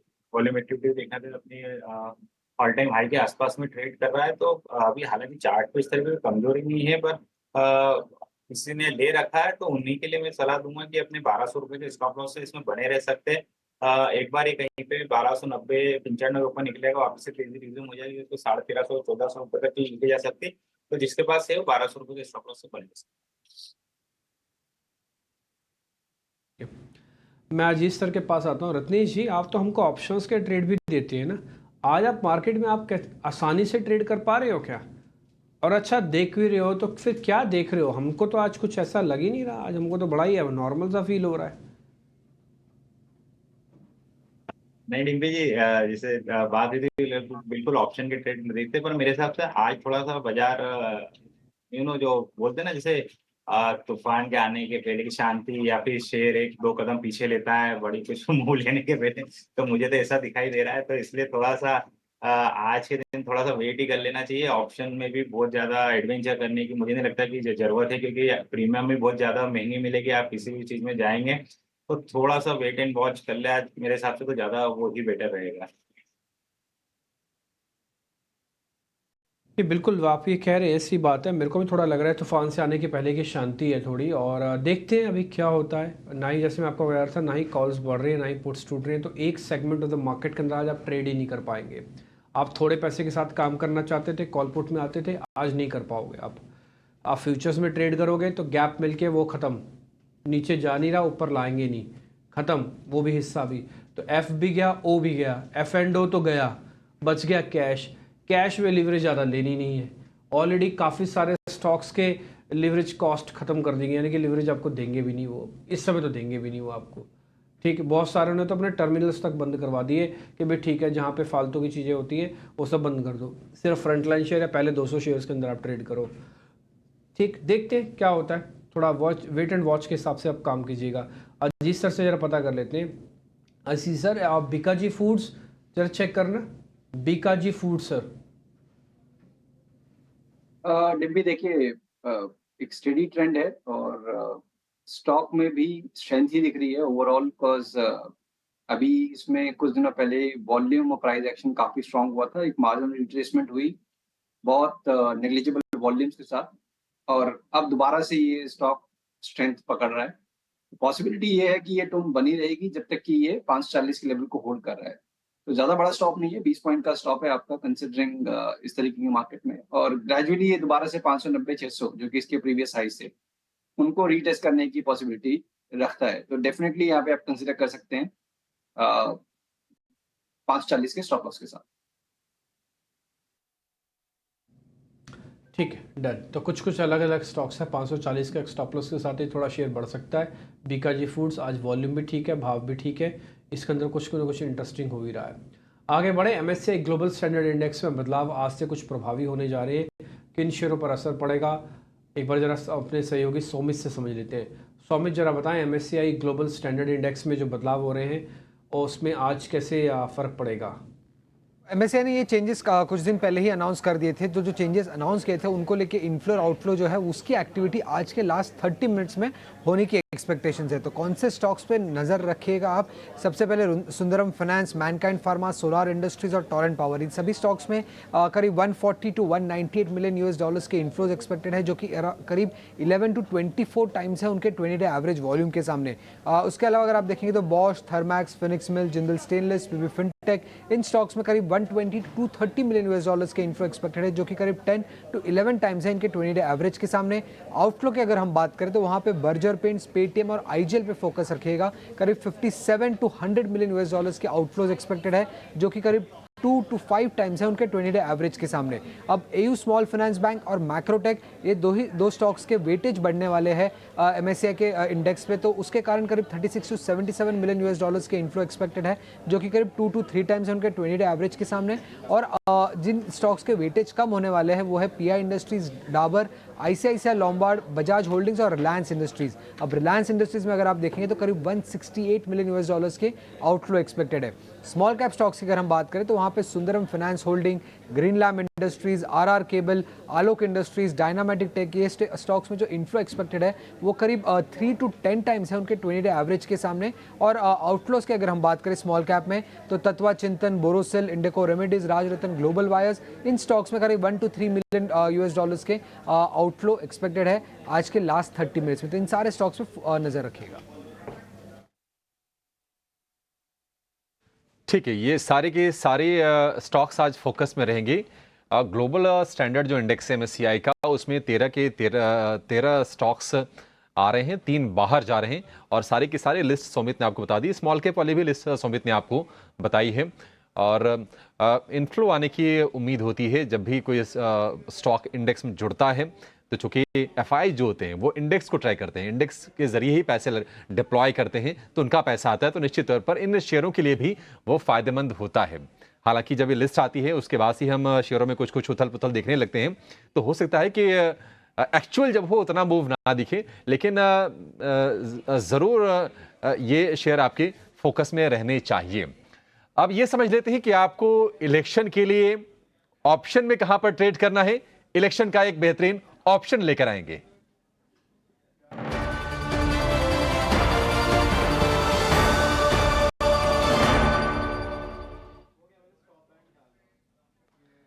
और इलेक्शन का ऑप्शन लेकर हमारे साथ जुड़ गए हैं हमारे आज के खास एक्सपर्ट कोटक सिक्योरिटीज के अमोल आठवाले।